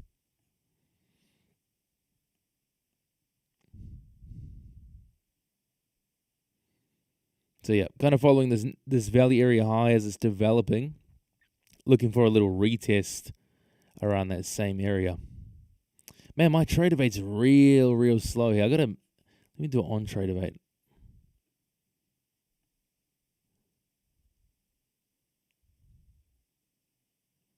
Gotta move that stop too. My trading view is totally frozen. Oh, look at that. POC. Developing POC has shifted up.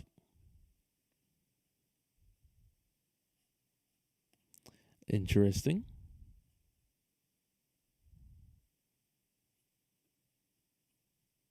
Interesting.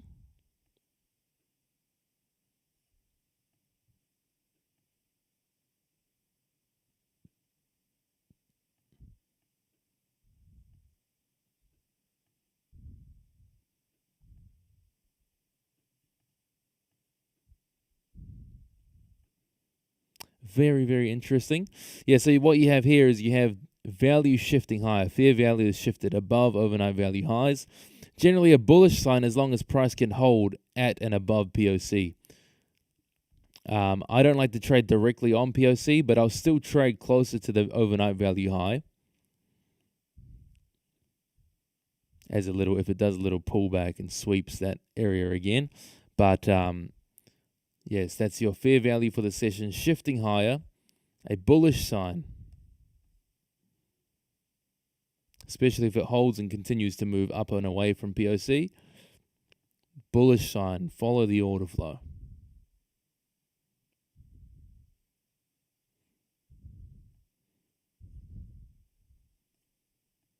Yeah, Starlink is not a bad idea, actually. Especially for traveling. The hotel Wi-Fi is shocking.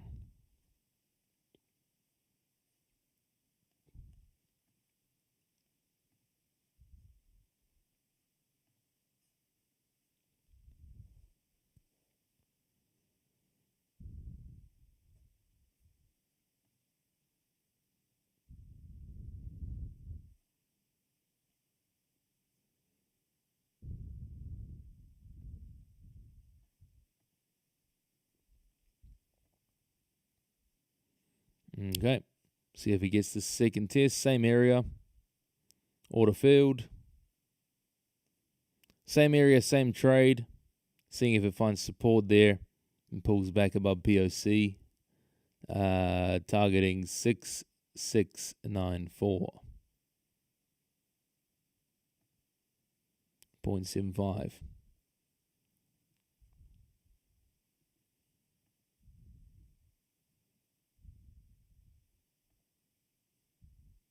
Oops.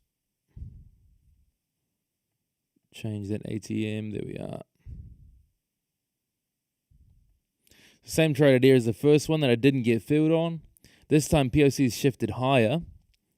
So bullish sign if price can hold around and above POC, then a bullish sign.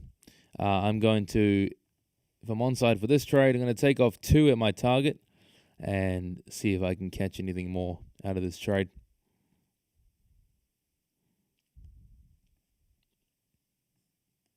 The same confluences, you have overnight VAH, overnight POC, reinforced level. So you have 3 stacked confluences there in the same spot. We got developing POC just above, so a little bit to work through here. We want to see price pushing through that if the bullish thesis stays relevant here.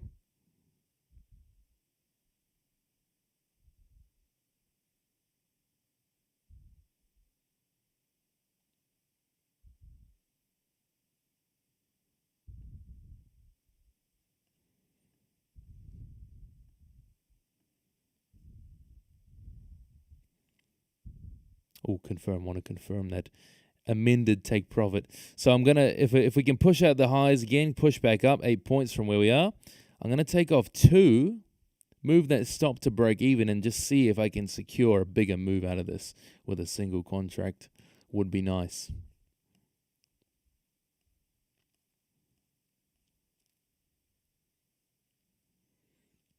Now just got to push out POC for this trade to really see some momentum to the upside. So we got highest point of interest here right across 689.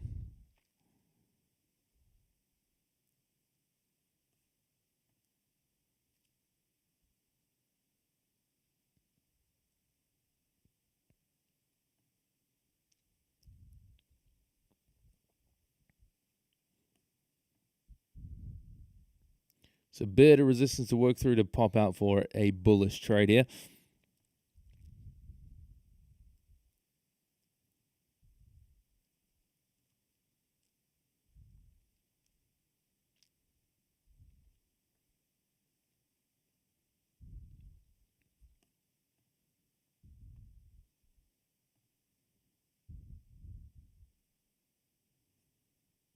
See how we go, coming back up to POC.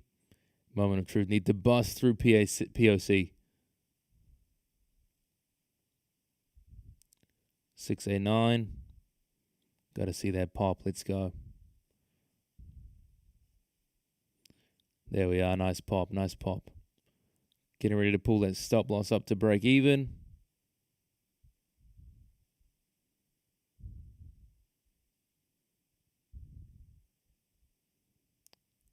Okay, stop goes to break even. We just crossed just about 75% of the way. Stops at break even. See if it can follow through. We're back above POC. Again, if we can push out my target, 2 are coming off and leaving 1 to see if it can go further.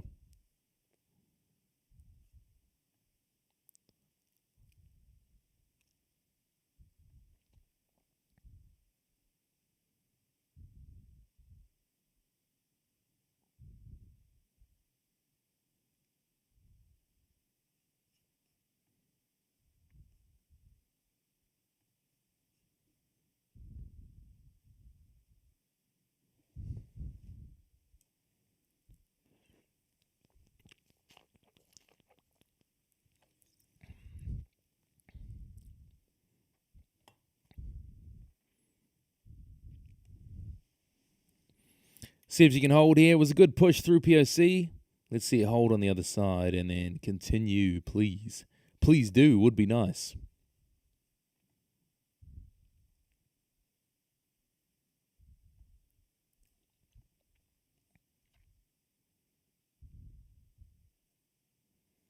Again, a personal rule of mine, moving my stop loss to break even when a trade goes 75% of the way to my target. Just a little something from my own back testing. If a trade goes 75% of the way and then comes all the way back, normally that's a trade I don't want to be in.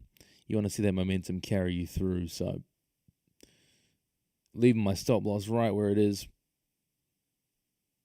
Protect that trade. Protect my downside.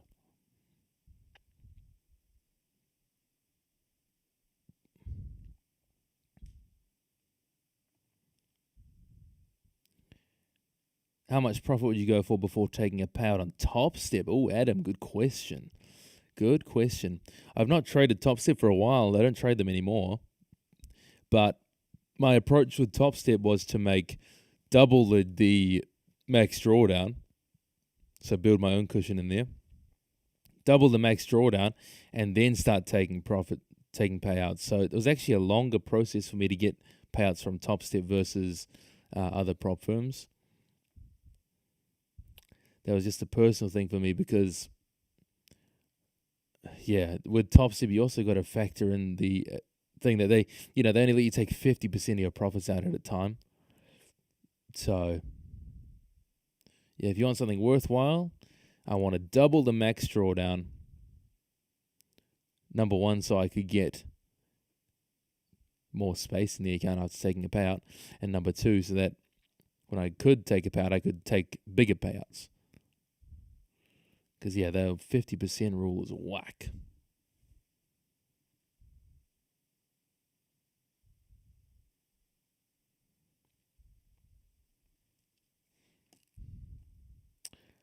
A lot of PSC action here, back and forth, bit noisy.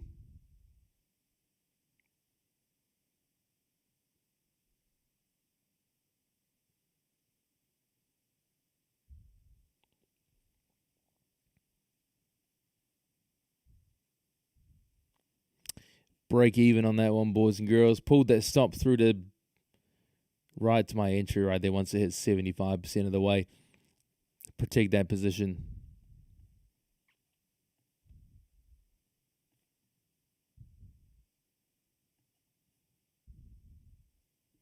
Interesting spot and price here.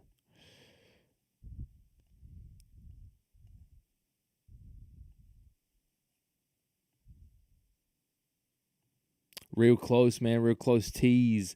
That first entry, that one that got this one here, missed by one tick, that would have been the perfect trade. That would have called us a nice early night right there. Okay, next thing, if this has failed off POC, next thing I'll be looking at is a breakdown, retest of this, then target the downside with POC failing there. Be the last trade attempt here, unless it's also a break even, and then it will be on we go. Not entering this yet. You want to see this break through that supported level, that reinforced level. You want to see a breakthrough, then get its retest. Let's see if that is about to happen. Yep, there you go. Okay. There's your breakthrough. Cool.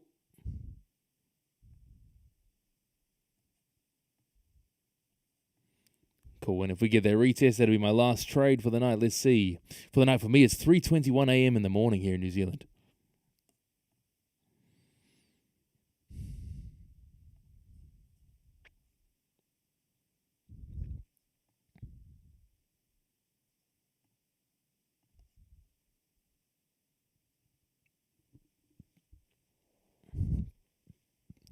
Real close. That one tick tickle is a real curse.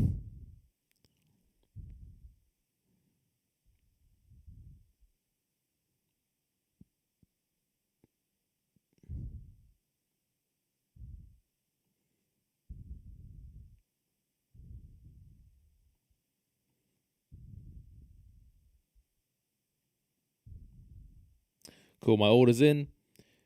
Looking for that retest if we get a pullback.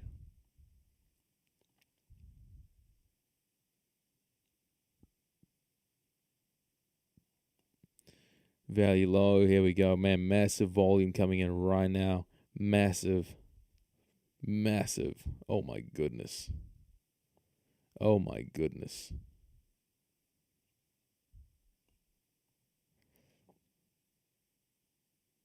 Oh my goodness.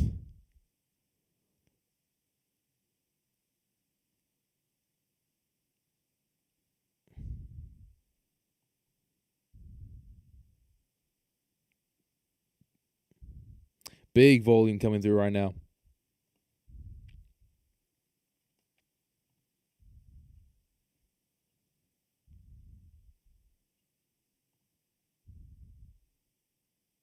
I have a time and sales and a DOM open so I can see the speed and the amount of orders coming through.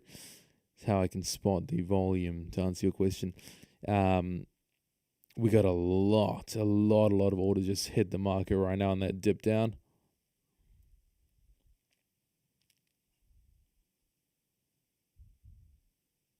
So the trade here is the same idea as the first two trades, just in reverse, because we've now failed off POC. So POC shifting up is only bullish if price can hold above it. If POC shifts up, you see a lot of volume at the highs, but buyers fail to push through, then you start to look for the opposite side here.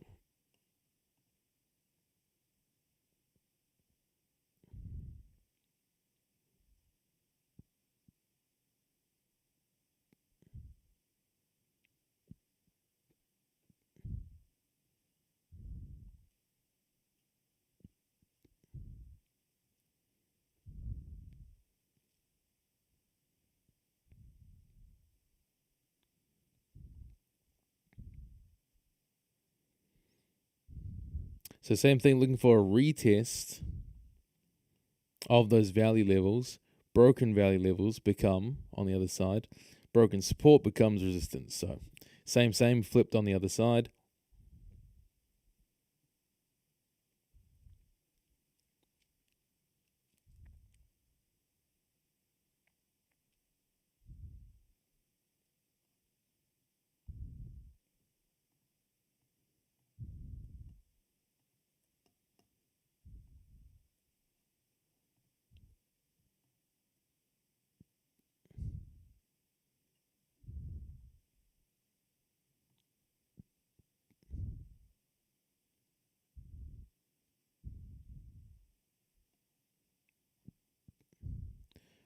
Meltdown there of high volume node.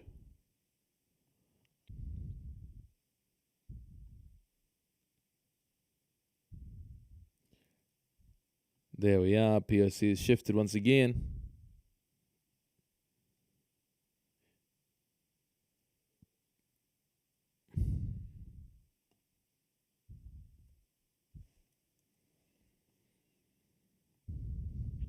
Man, wild session. Wild session.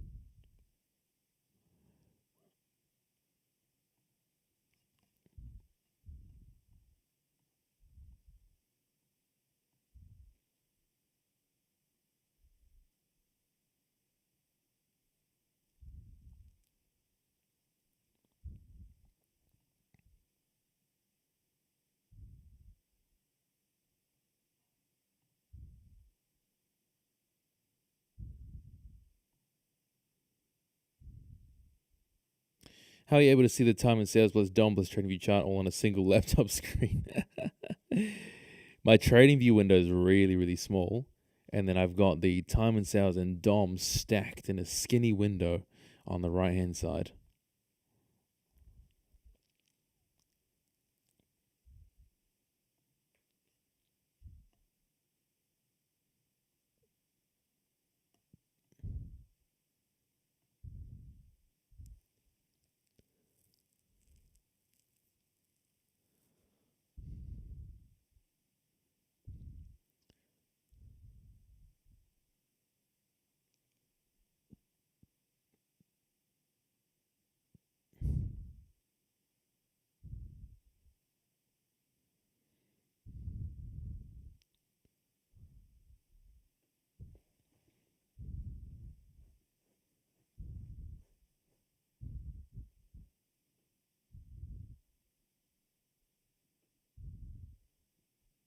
Man, what a frustrating session so far.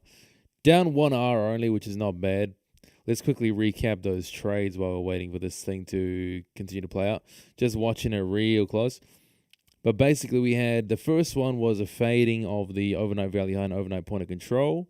We got a decent reaction to the downside there, but ultimately buyers brought that back, pushed it through, broke to the other side, pull back, retest of what at the time was a high volume node, reinforcing with two value levels. Perfect trade. However, I did not get filled. Price went down to my price point where I had my limit order. Didn't get filled. Just by sheer luck, that trade ran straight to take profit, no problem. That was a perfect trade, perfect setup. Same thing second time. Perfect entry, perfect setup. Ran up 75% of the way to the target, so that stop loss gets pulled all the way in. And because the whole idea is based on my back testing data, That if a trade goes 75% to the way of the target and does not hit take profit and comes back, more than likely it's run out of steam and is coming back the other way. So you can see that was a good example of why I do that. Getting out of that trade was perfect, avoided a loss, got out at break even. So 3 trades, but only down 1 R so far. Sorry, 2 trades, but still only down 1 R. So not bad. I'm playing with slightly bigger ranges today because the volatility, the range is a bit higher than usual, or the ATR, if you want to call it that. So playing with slightly bigger ranges, had I been playing with my normal ranges, that would have been a take profit easily. My 5 points for the NY would have been a nice easy take profit, pushing out slightly bigger trades with less size today. So a little bit of experimenting on the run.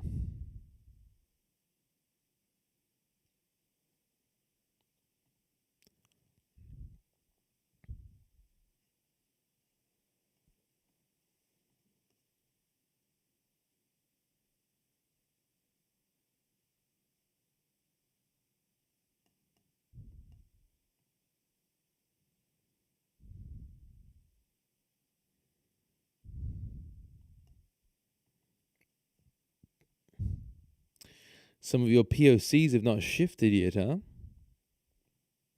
Try redrawing it. It should shift. You just look at they're very close. Old POC and new POC are very close in volume. Just try redrawing it.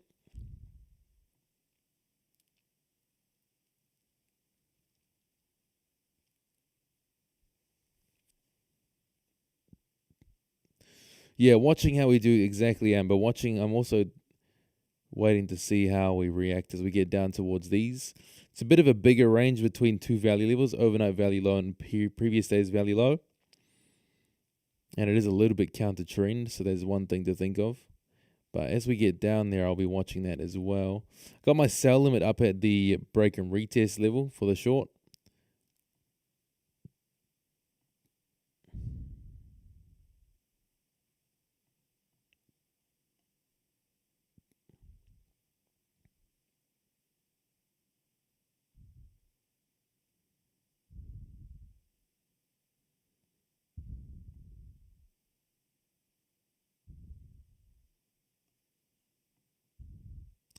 D. Jesse.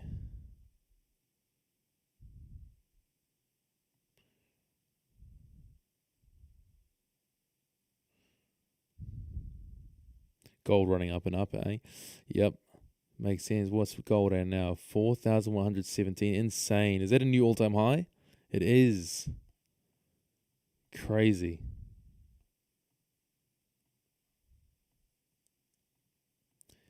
Crazy.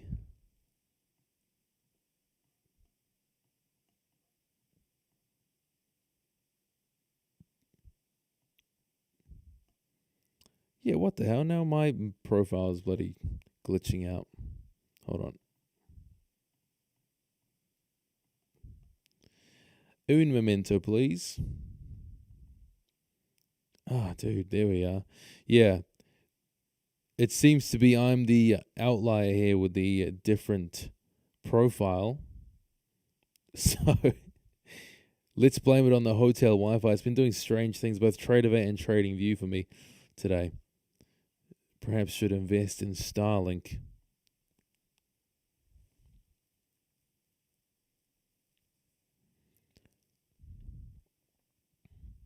Yeah, there we go. It's definitely the hotel thing, boys and girls. It's the audio's bugged. My TradeAway execution's been glitchy today. Yeah, it should be better in Tokyo tomorrow. New Zealand's just got shocking. When it comes to internet and anything first world, New Zealand's kind of shocking.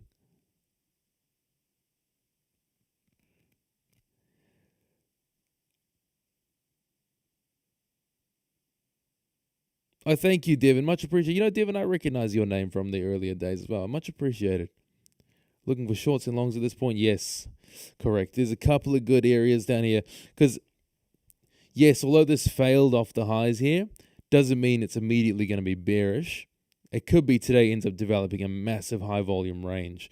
So if we get down to those overnight value lows and PD value lows as well, could be a real nice area for a potential reversal or pullback, back to the middle of the range.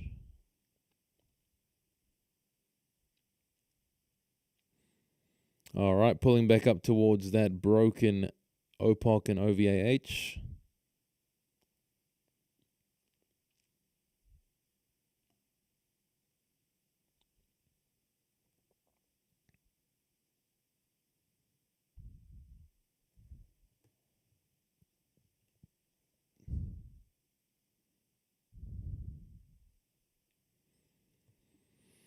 Last trade attempt here for me tonight. It is 3:30 a.m. and I got to be up for a flight in a few hours.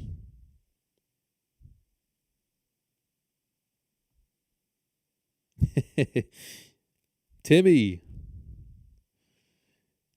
Don't worry, Timmy. We've answered this question a few times today. Let me assist people who are asking about the bank holiday. Today is Christopher Columbus Day. The stock markets do not close, nor do banks or the exchanges stop trading. The only one that stops trading on this particular day is the bond market. So if you're a bond trader, yes, you don't want to be trading today. Stock market, however, is business as usual, and you can tell with the high volume we have in the session today that it is just as normal. All right, filled on that one. Let's see if we get this retest. Break and retest to the downside. Last trade for me tonight, or this morning, depending where you are.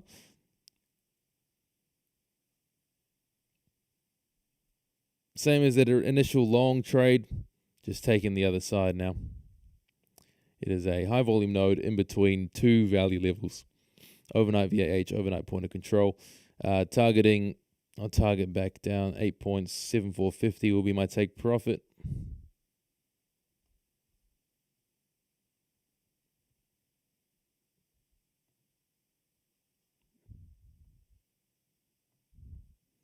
Get my brackets off. There we are.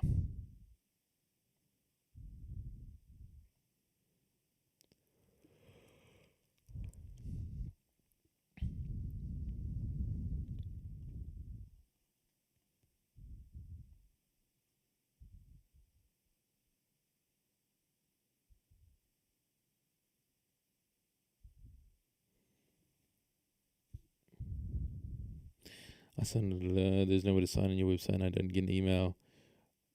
Oh, Cheeto Man, please send me another email. I'll fix you up real quick. Please send me another email. Check your spam, but also, yes, email me again. I'll sort you out, my friend. Past eval today. No worries, Green Days Trader. Awesome. Congrats. Congrats. Awesome. Yeah, there's been some really good setups here today. Really, really good.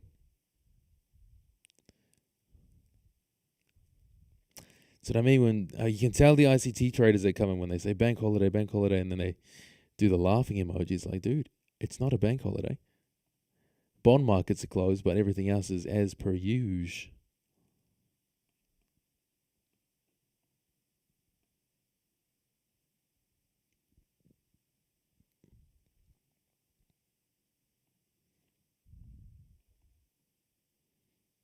Last one for me here tonight. It is 3:37 a.m. on a Tuesday for me. And I'm up for a flight to Japan in a few hours. But yes, Cheeto Man, please email and please put your YouTube name on this so I can know who it is and respond right back to you.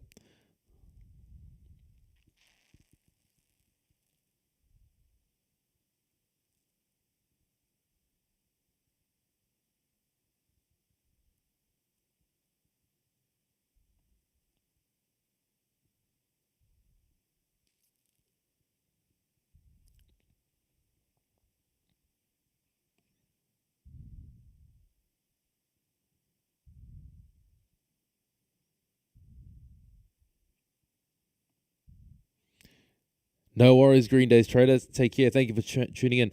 4 hours, working 4 hours. Oh my goodness, Melbourne time. Yeah, that's rough as well, man. Thank you for watching, my friend, my Melbourne friend. I went long on the VWAP, but recognized it was a demo again. No, Nordic. Lion, why didn't you long the VAL? You don't want to long the You don't want to trade the developing levels alone. They've got to be in conjunction with other confluences, Lion, because the levels here are developing, in real time. You don't want to trade based off those levels solely by themselves because they don't mean as much. In conjunction with other already set value levels, yes, they mean more. But if it's just on its own, value low and nothing else, it's not the greatest point to trade at.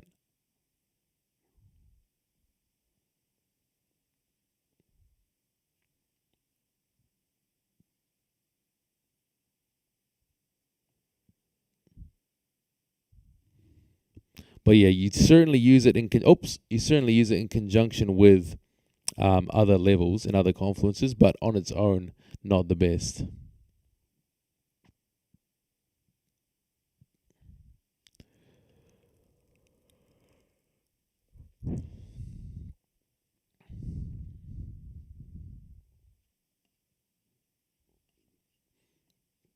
Not the best on its own, because if you're trading the value area low of the developing profile as it's going down, and you say you just buy that when you're at the lows, you're going to, for example, if this was going to be a bearish flush to the downside, that value area low will just keep moving.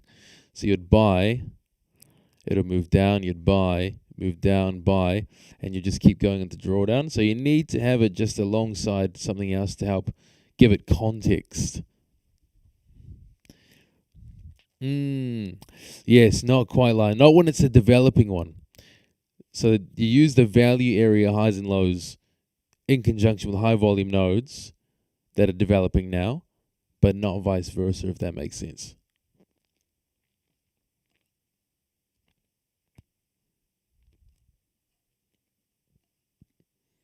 All right, let's see if this sends Kami Capital to bed today.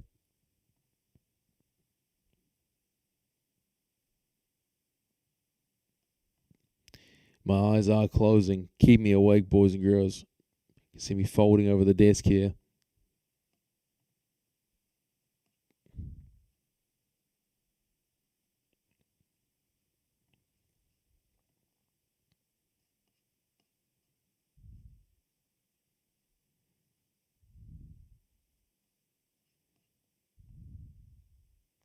No worries, Cheetah Man.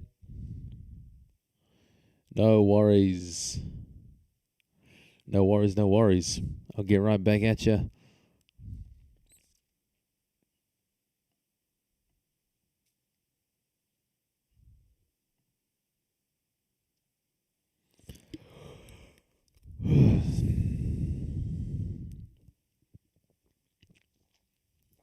I know.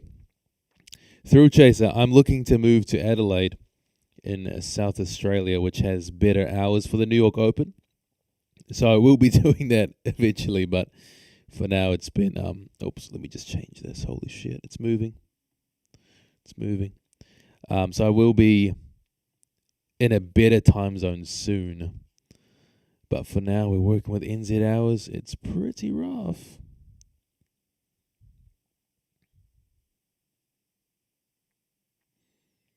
Nice flush off that area there. Overnight value highs, overnight point of controls.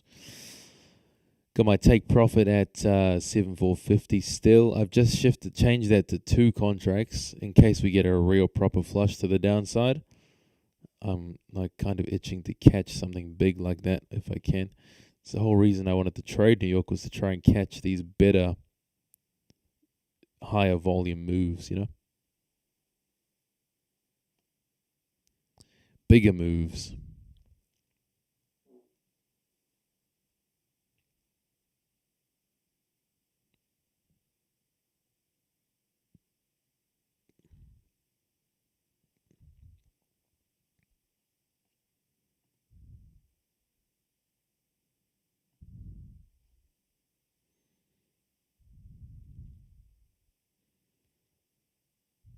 I'm literally falling asleep at the computer right now. Keep me awake. Otherwise, I'll be waking up to order filled. No worries, Marcos. Thanks for tuning in, man.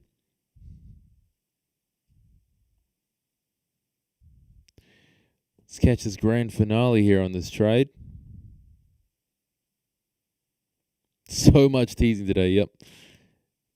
Just think it all could have been over had I got filled at 10 a.m. We're now almost 11 a.m. All could have been over. 10 a.m. Trade filled, 2-minute trade would have been in and out, but here we are.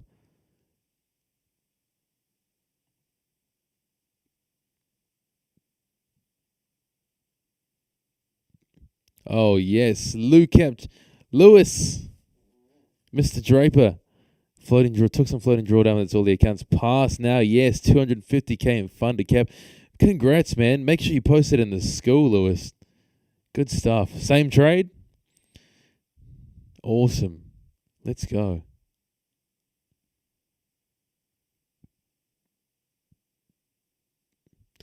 Oh, tell me about it, through Jazz. I am the one tick tickle master. That's been the Cami Capital curse since I started streaming in January 2023. It's been the one tick tickle. In good and bad ways. Stop losses, get one tick tickled. Take profit, get one tick tickled.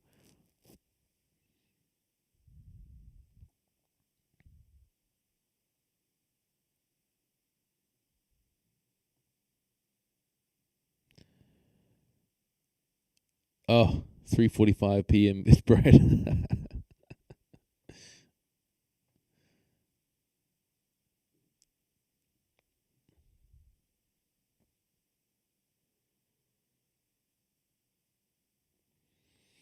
Come on, man. This has been so much teasing tonight.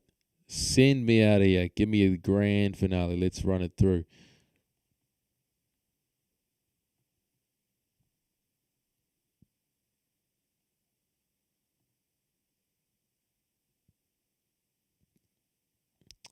Mike, no giveaways today. I have not been. You guys clean me all out of Apex and Take Profit Trader accounts. I should be getting new accounts towards the end of the week to give away from the boys over at Apex and TPT.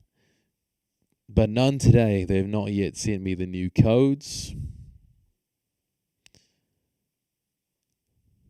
When we're going to switch to monthly.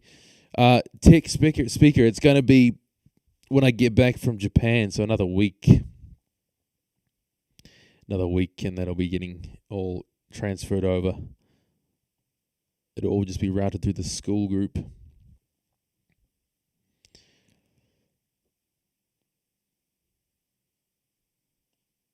Okay, nice little retest on the underside there. Let's see if we get that fuel to move down. Let's go.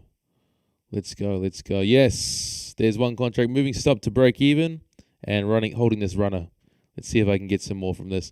Stop's going to break even. W's in the chat for finally getting out of that trade. It's a good trade, but geez, what a bunch of teasers today.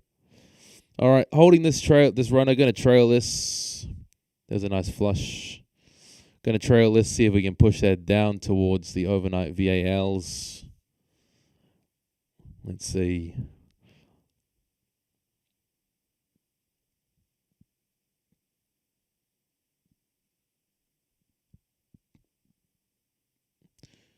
Turn these on so you guys can see the executions. We don't hide anything here, do we? We don't hide anything here. All bear. There's one loss, one break even, one win, and just going to hold, see if I can get a runner out of this. If not, is what it is. If yes, awesome. Either way, I'm ready to get a couple-hour nap in before I get on a plane. Timmy, how can you learn the info about bank holidays? Good question, man. Yeah, a lot of new traders thought today was a total regular bank holiday. It is not. All you got to do, Timmy, is just check the calendar, right? The economic calendar, and just Google, are the markets open on such and such? So for today, I only knew this because I've been trading for almost 8 years now. But Google the day and just check what markets are closed, what's open, what the trading hours are. For a proper bank holiday, markets will shut either at 1 p.m. or just won't open at all. But for Chris Columbus today, only the bond market closes. The stock markets are as per usual. But yeah, just give it a Goog.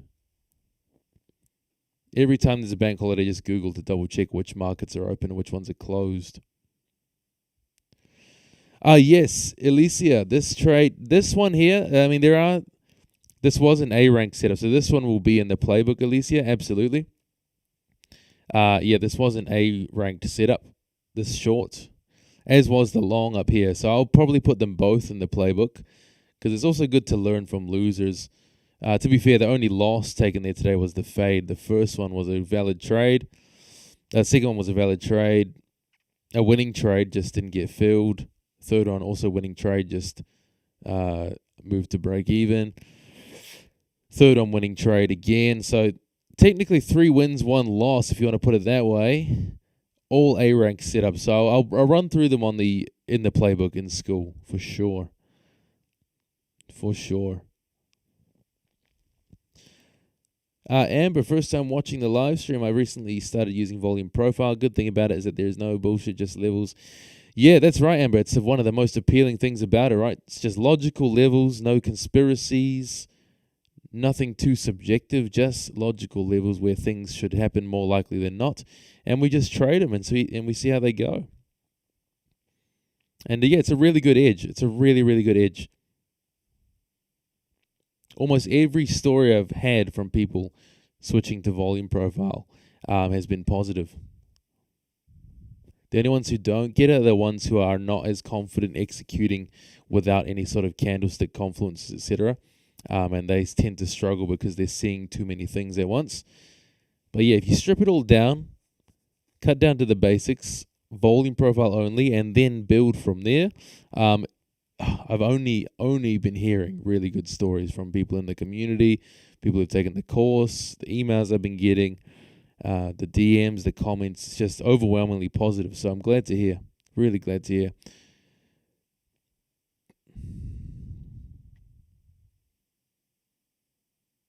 Marco, nice. Smashed it today. Yes, sir. So good to hear, man. Obviously, it doesn't win all the time. You guys can watch it happen real time with me, you know.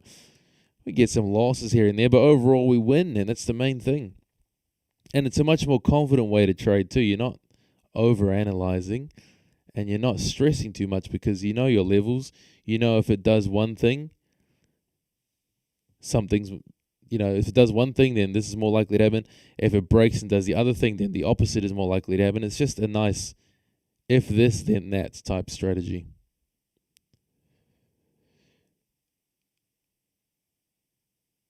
I know, Thrill Chaser. It is a bit of a gap to fill in the YouTube influencer space. So I'm glad you found me, my friend. Then we found each other.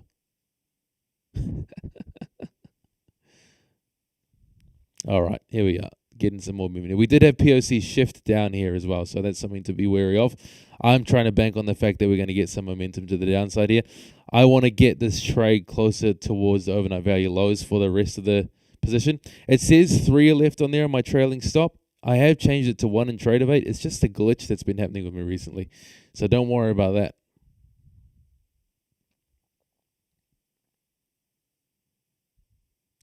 Yes, Ryan Bryan. Now that POC has shifted, I do want to secure a bit more profit from this because that POC shifting down is going to mean either that's where new support's going to be found or it's going to be a bit choppy before the breakaway. And obviously, I don't want to be sitting here for hours. It's 3:52 in the morning, and I haven't even been to sleep yet tonight, so I should probably do that. So I'm pulling that down, trailing a bit, 6 points. I just want to see if I can squeeze something quick out of this.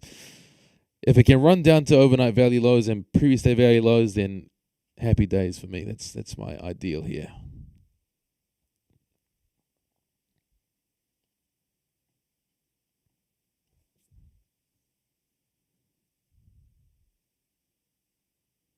Ledge, I don't use TradeZella, but something similar called EdgeWonk. And at the moment, 72% at the moment. But that hovers between, I've been doing it this style for almost 2 years. It hovers between high 60s to low 70s. Elijah's, if I pay for school now, do I get charged for the next month?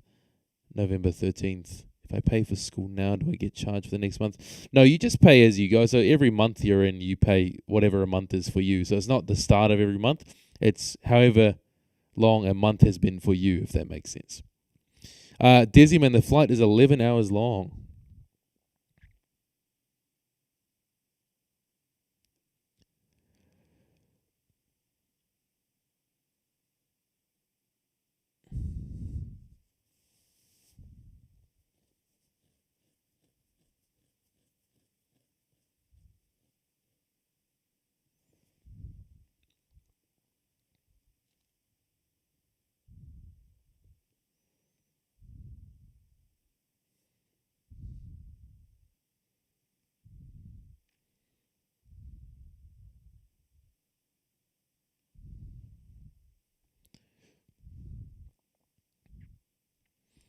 What a long night this has been, boys and girls. I'm happy with it. Good trades. Really good trades.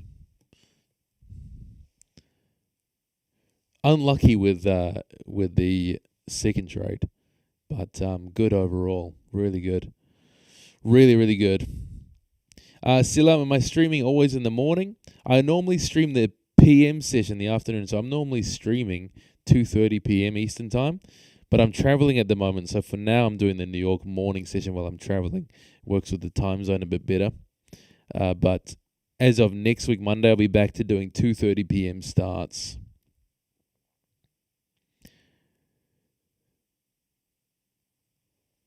All right. Here we go. Let's push out these lows. Going to trail this down some more. Again, we are at POC, so I don't want to be just chopping around with this. I want to get a breakaway or pull out with my full TP, which it was initially at 8 points. Obviously, those first ones have come off already. So just trying to be greedy here and take some more. So now the trailing stop is at where I got out with the rest of the position. So if I get out with this, I'll be just into green for the day. Otherwise, I want to try and catch a runner. If we can pull back down towards those value lows, let's go.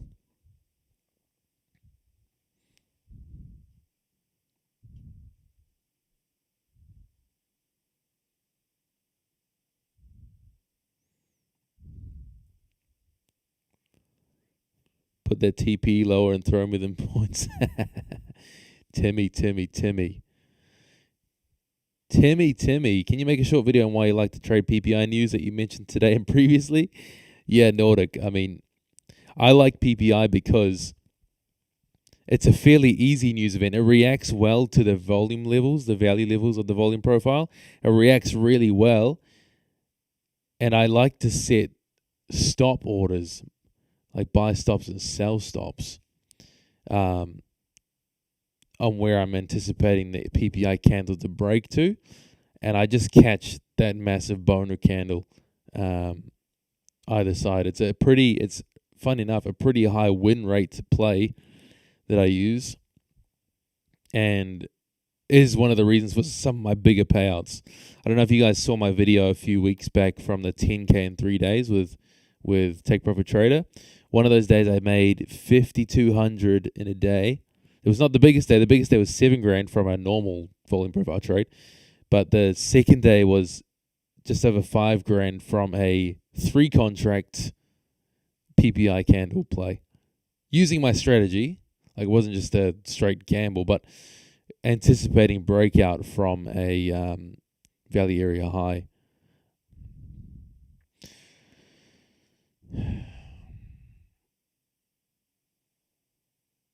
Absolutely no. This one will be going up on the school group. Let me take my flight first, and then I'll upload it to school. But yes, this will be going in the playbook for sure. Good trade. Yes, through chaser right on 8:30 at PPI. Correct. The PPI candle. Yes.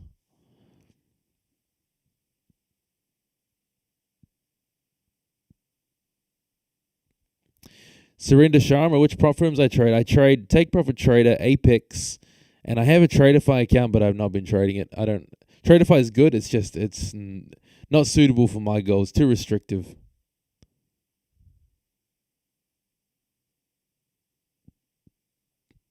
But yes, Take Profit Trader number 1, Apex number 2.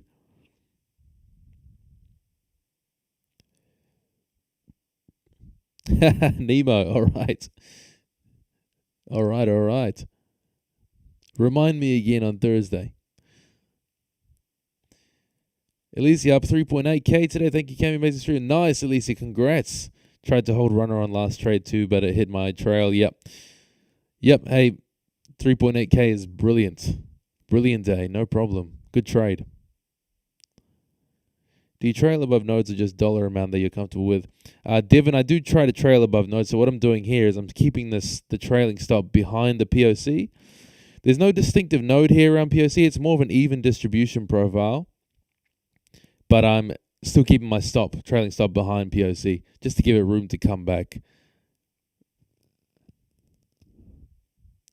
But yeah, it just happens to be with this one as well. It means I can secure the full trade for all 3 contracts. If it does come back to stop me out, I'll get the full R return on that one versus what I had it as earlier.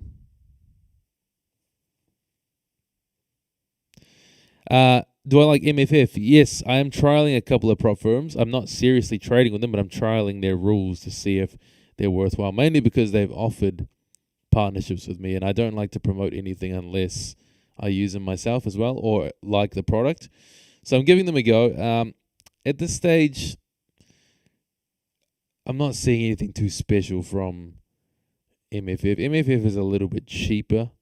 It is probably a cost-effective option, but yeah, in terms of rules, I truly think Take Profit Trader is the best prop at the moment.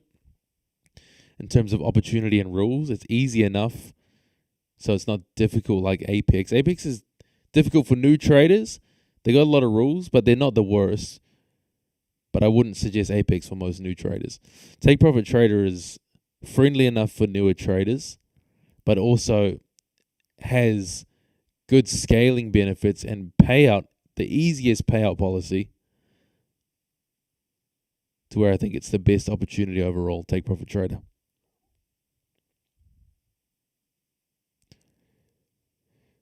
Kirk G, morning, man. Yes, it is. It is my second home. I'm not there yet, though. I'm still in New Zealand. Came back to New Zealand for a couple of days, but flying out in a few hours. It's 4 a.m. for me. How ridiculous.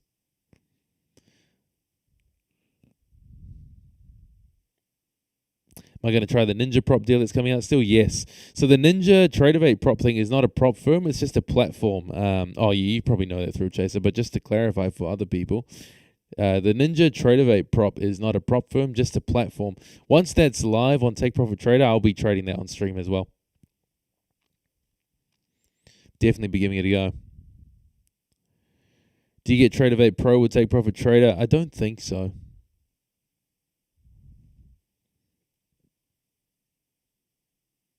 What about Lucid? I've not used Lucid.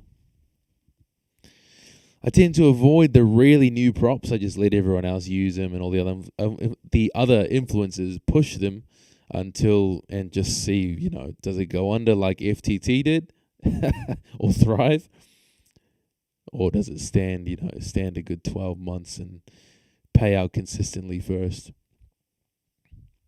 I never like to be first on board with new props. Okay, hit that POC from the underside and has got a nice reaction. Let's see if this can flush down. I'm really waiting for this flush. It's 4 a.m. now.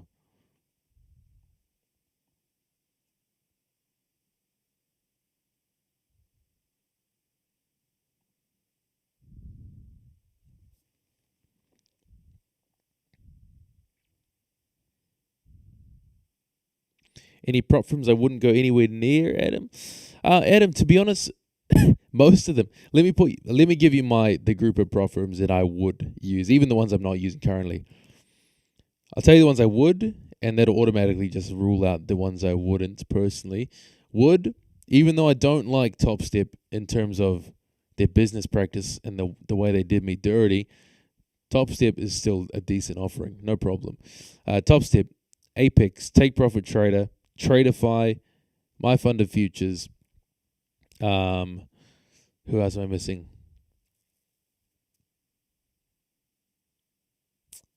There's one more. What are they called? Not Earn to Trade. Definitely not Earn to Trade. Who was the other one? Okay, they're not coming to my mind straight away, so they're probably not worth it. So Top Step, Take Profit Trader, Apex, Tradeify, My Fund of Futures.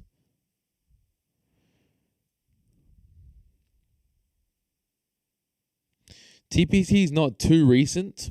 They've been around a little bit longer. They are newer, but they're not brand new. I'm talking about the new ones that have just come out and everyone jumps on board with them, like ones that have launched just a few months back. I'm not big on that. Give it at least 12 months. TPT's been around for a little while. They've just been under the radar.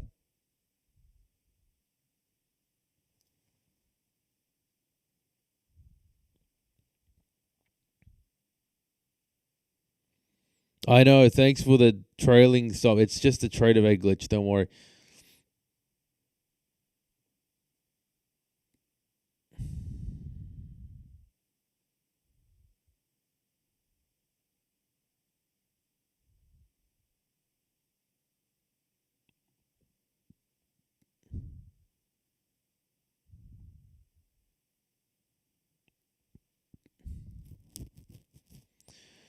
Jeez, probably one of the longest trades I've held in a while.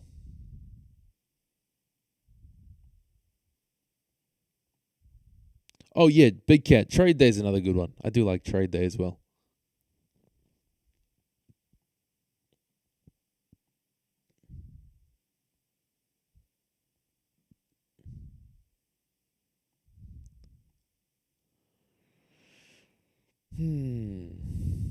Thanks, Henry. Yeah, man. Just a trade of a glitch. I don't know why it does it. It only does it on my laptop. The trailing stop never. Look at this. If I change it to 1, ready? 1, confirm. Nothing. Absolutely nothing.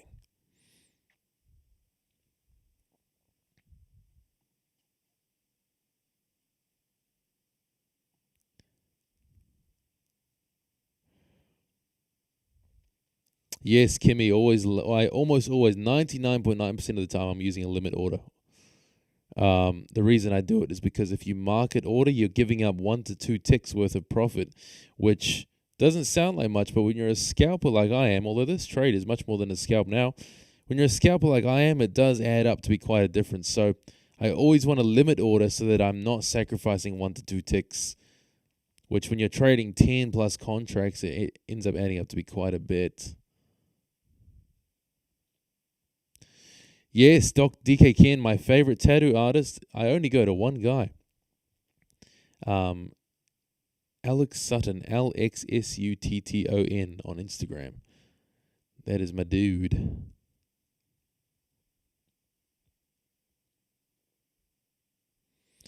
Close to the overnight value low. I actually should have taken profit there because I am very, very sleepy right now. I'm going to trail this down, the stop loss.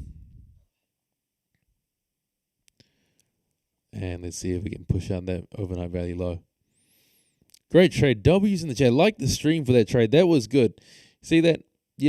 We stick around, persevere through the trades, and ending nice and green now across the accounts. Really nice. Really, really nice.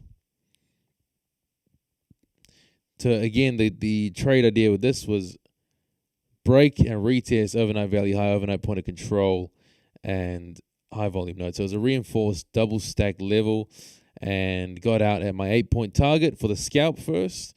8 points being a slightly wider range today because of the higher ATR. So 8 points, take profit, leaving 1 contract to run, and so far running pretty good. Running pretty good.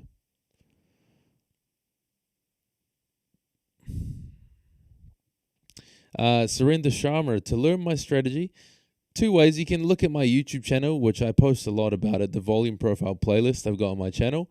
It's a lot of free content there. Then I also have a low price but not low value course, which takes you from A to Z teaches you everything about volume profile, from the theory to why it works to then finding trade setups day to day, practical trade setups clearly as well. So it's, even if you know nothing about volume profile and order flow, it's going to take you step by step how to use this in your day-to-day trading.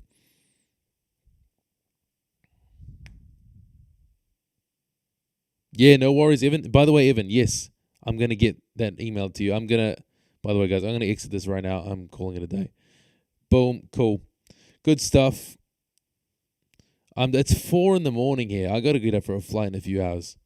And that is coming right back to POC. So I'm sick of sitting through that. Really nice trade overall. Really happy with that. Those of you guys in the school group and that have taken the course and are in the school group, this will be added to the playbook. It was a really nice setup. And also I'll break down those other trades as well. I'm going to end it here, guys. I'm so tired. It's 4 a.m. in New Zealand. Great stream, great session. Like the stream if you enjoyed this. And I'll see you guys same time tomorrow. 8:30 a.m. Eastern time. We'll get another AM session in. But that was really good, really cool. Like the stream. If you want to get funded with Take Profit Trader, the link is pinned in the chat. Use code CAMCAP, 40% off. I'm trading and funded with Take Profit Trader, both live accounts and sim funded, and evals, of course, on Take Profit Trader. It's my number one prop firm at the moment. Link in the chat. Code CAMCAP, 40% off all account sizes. And also will waive your activation fee completely. So no activation fee at all. Makes it one of the most cost-effective options to getting funded at the moment. That is pinned in the chat. If you want to get the volume profile trading course, you can find that at camicapital.com. That is linked in the description. But I'll also put it in the chat here as well. That will soon be increasing and changing to a monthly plan for new customers. But if you lock it in now, you can lock in the same one-time lifetime access fee for the course. Members who have taken the course are also then get an invite to add on the school community, which is paid, but it's only open to members who have taken the course. So that's in there as well. CamiCapital.com, link in the chat right now and in the description. Otherwise, guys, I'm going to see you guys same time tomorrow. Great trade. Have a good one. Take care.